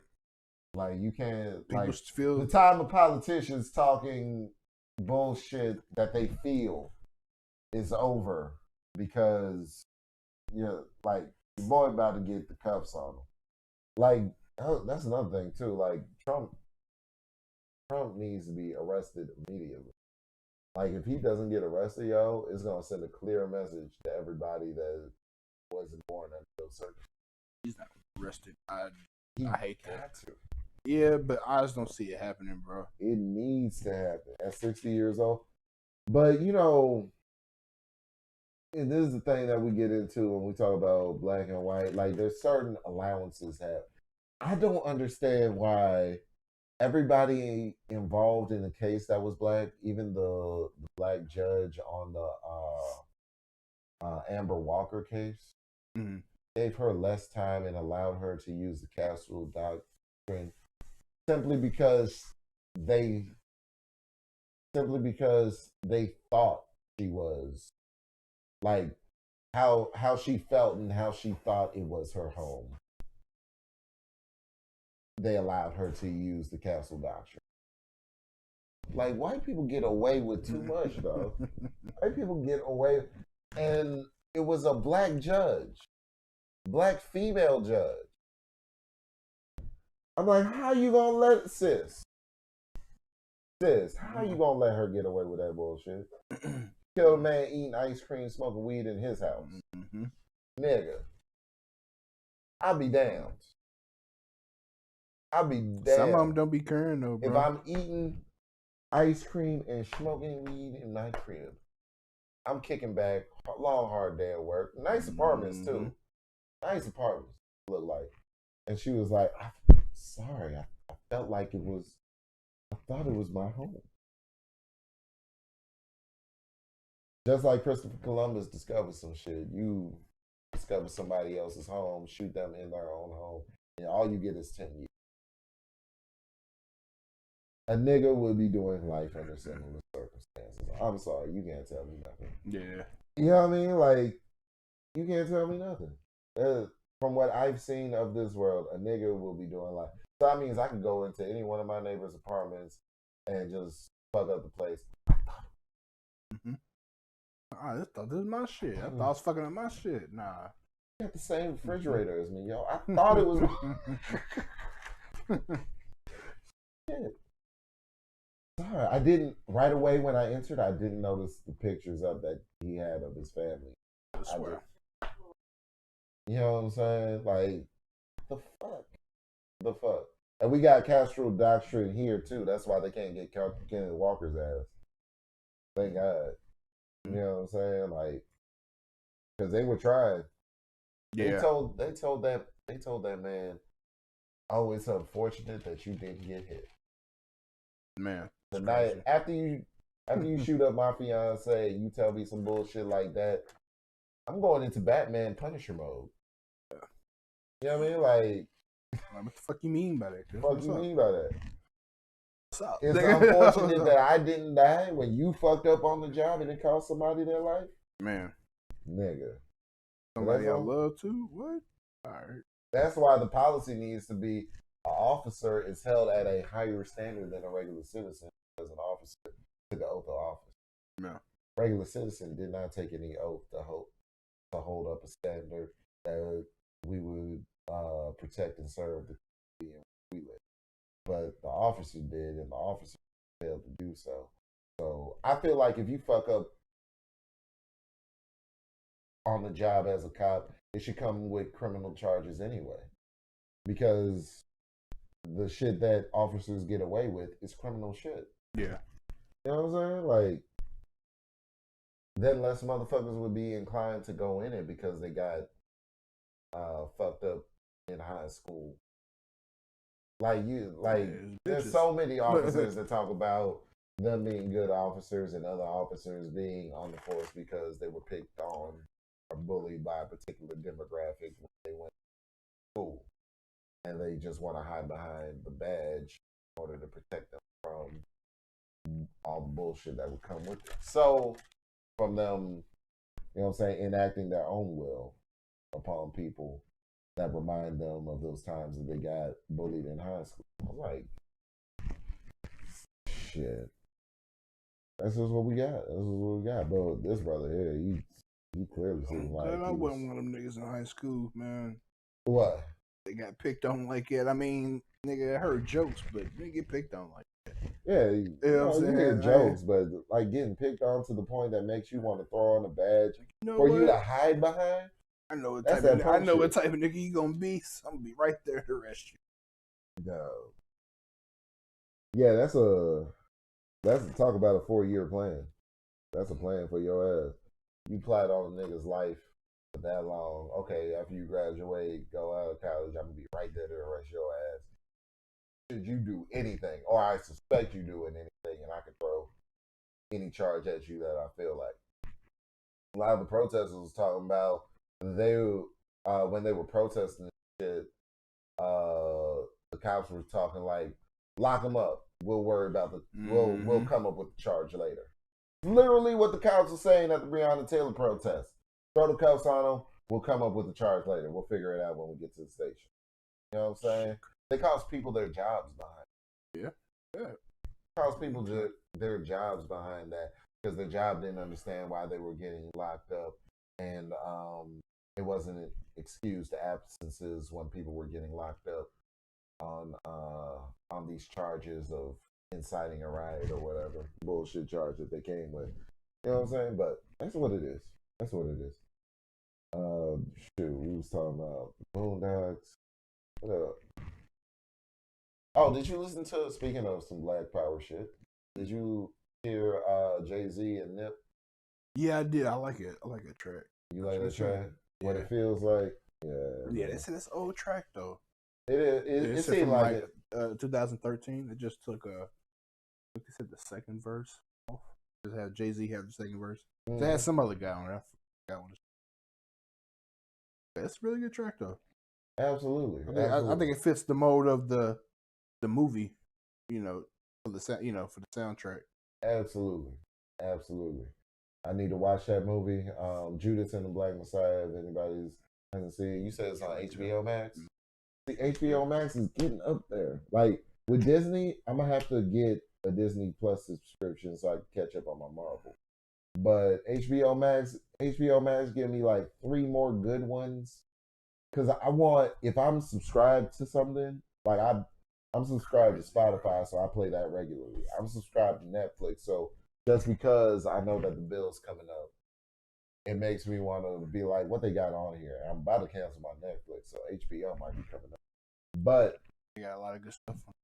They got a lot of good stuff. Like what else they got on HBO? They got the new, which I haven't watched yet, but they got the Denzel movie out on it. All Little Things. I forgot what it's called. I'm sorry, but it's a really good movie. It's got Jared Leto. I mean, they got a lot of the Cartoon Network stuff on there. They got a lot of HBO, dude? Yeah. Like Dexter's Lab? I think so. I know they got like Gumball and stuff on there. But they got a lot of stuff on there, like yeah, they got like Codename Kids Next Door. They got a lot of HBO. They got a lot of Codename Kids Next Door go hard. They got like what is it, Crunchyroll? All the anime stuff. Oh, they got all the anime off of Crunchyroll? Mm-hmm. Oh, that might be a good pack. How much is it a month? 14. I can cancel Netflix for that. Yeah, they got a lot of that Comedy Central stuff on there. Okay. Yeah. Okay. What's up? Yeah, because that was another thing too with Dave Chappelle. That's what else I want to talk about. Dave Chappelle with the HBO. How you feel about him getting the rights to the show back? He did right. He did good. Absolutely.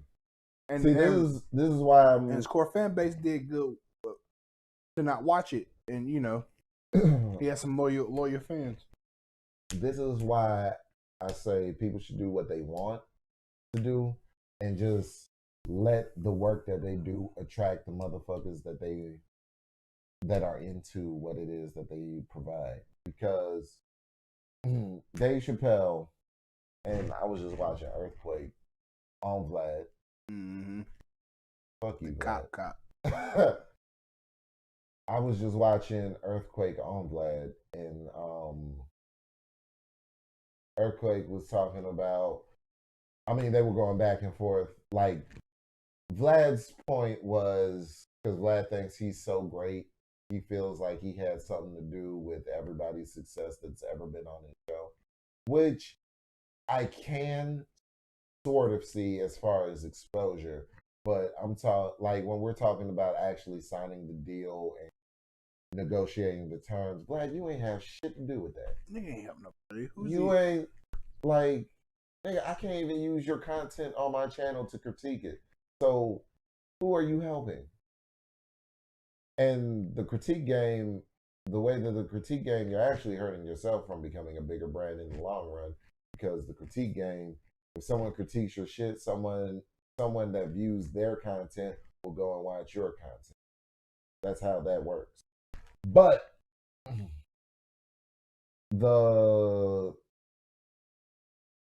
felt like Comedy Central offered Chappelle the platform to do it. When listening to other comedians who've been around Chappelle, like Cat Williams, talking about he used to be called Pilot Boy because he always had something else in the work.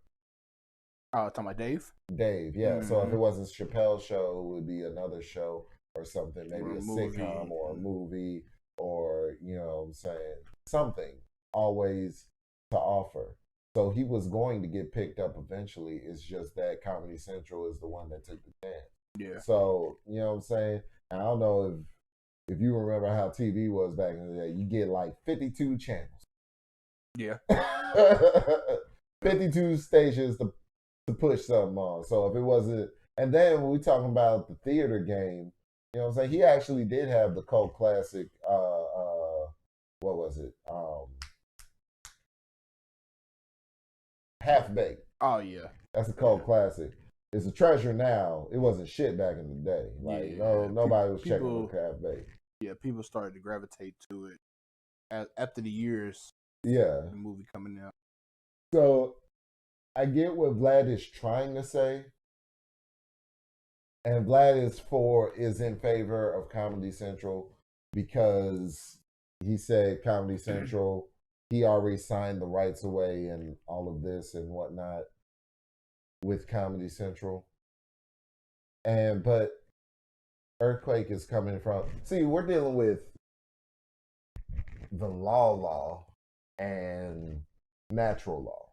Okay? If my name is attached to something, I deserve the credit for where my name was at in that. The name was on the title of the show.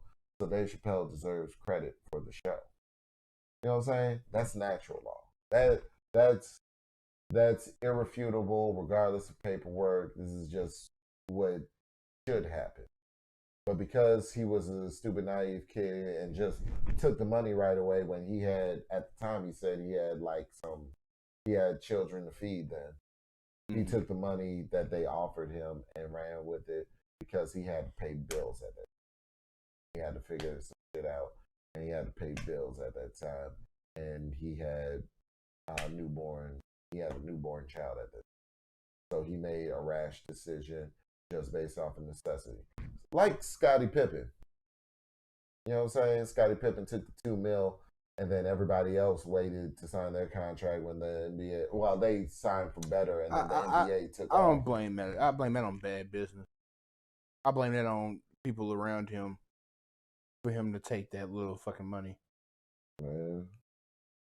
Well, that too, because no. Well, then again, like you said though, he did have a family feed too though. He had a family to feed. Like a person. That's why I don't want to be in the situation where I have an impregnated woman around me. Like, you know what I'm saying? My woman is impregnated, or I have a wife and a child, and rent's due, bills need to be paid, and you know what I'm saying? I just am put in that position, and I put myself in that position, and out of desperation, sign some shit that later on down the line, I'm getting screwed over. You know what I'm saying? Because then I signed for this many episodes, and past that, like clearly, if it goes into syndication, which this was when it was on Netflix, that's a form of syndication where it could just be played and spun and spun and spun throughout the universe. And he doesn't get any money off of that. So in his deal, it was a bunch of upfront money with no syndication royalties paid to him. You know what I'm saying? No, the thing got his show on that. I mean, his show. The show got his name on that, so he needs to be paid off of that. That's just how that goes. That's how that should be. And that's where Earthquake was coming from. But Vlad, the Russian, the European, wherever the fuck he is, wherever the fuck he is, the white guy coming into hip hop was like, no, we signed the contract. That should be in the story. You get nothing because you signed that away to. What? There's no. See, this is the thing. The paperwork doesn't come with there's no honor code with this paperwork. You can put whatever bullshit clause you want in the paperwork. And if the kid doesn't have time to read that because he has to feed his kids in 5 minutes, bam, he's gonna sign that bullshit, take the upfront money, and fuck all the rest. He got the money that he needed. You know what I'm saying? Like it's a ridiculous, and that's why I don't like people like Vlad coming into the culture. Even though I was kind of rocking with Vlad for a time. He ain't the police. See, this is the part that Nigga, the police. He's something. He can't be He the working. police. He working with somebody. Nigga, bro, that nigga. Okay, so tell me. You ask too many niggas. He's the only interviewer that asks too many questions. Like he's a fucking detective. Like I will give you that. He asks like his interview style. But they're dumb for answering him.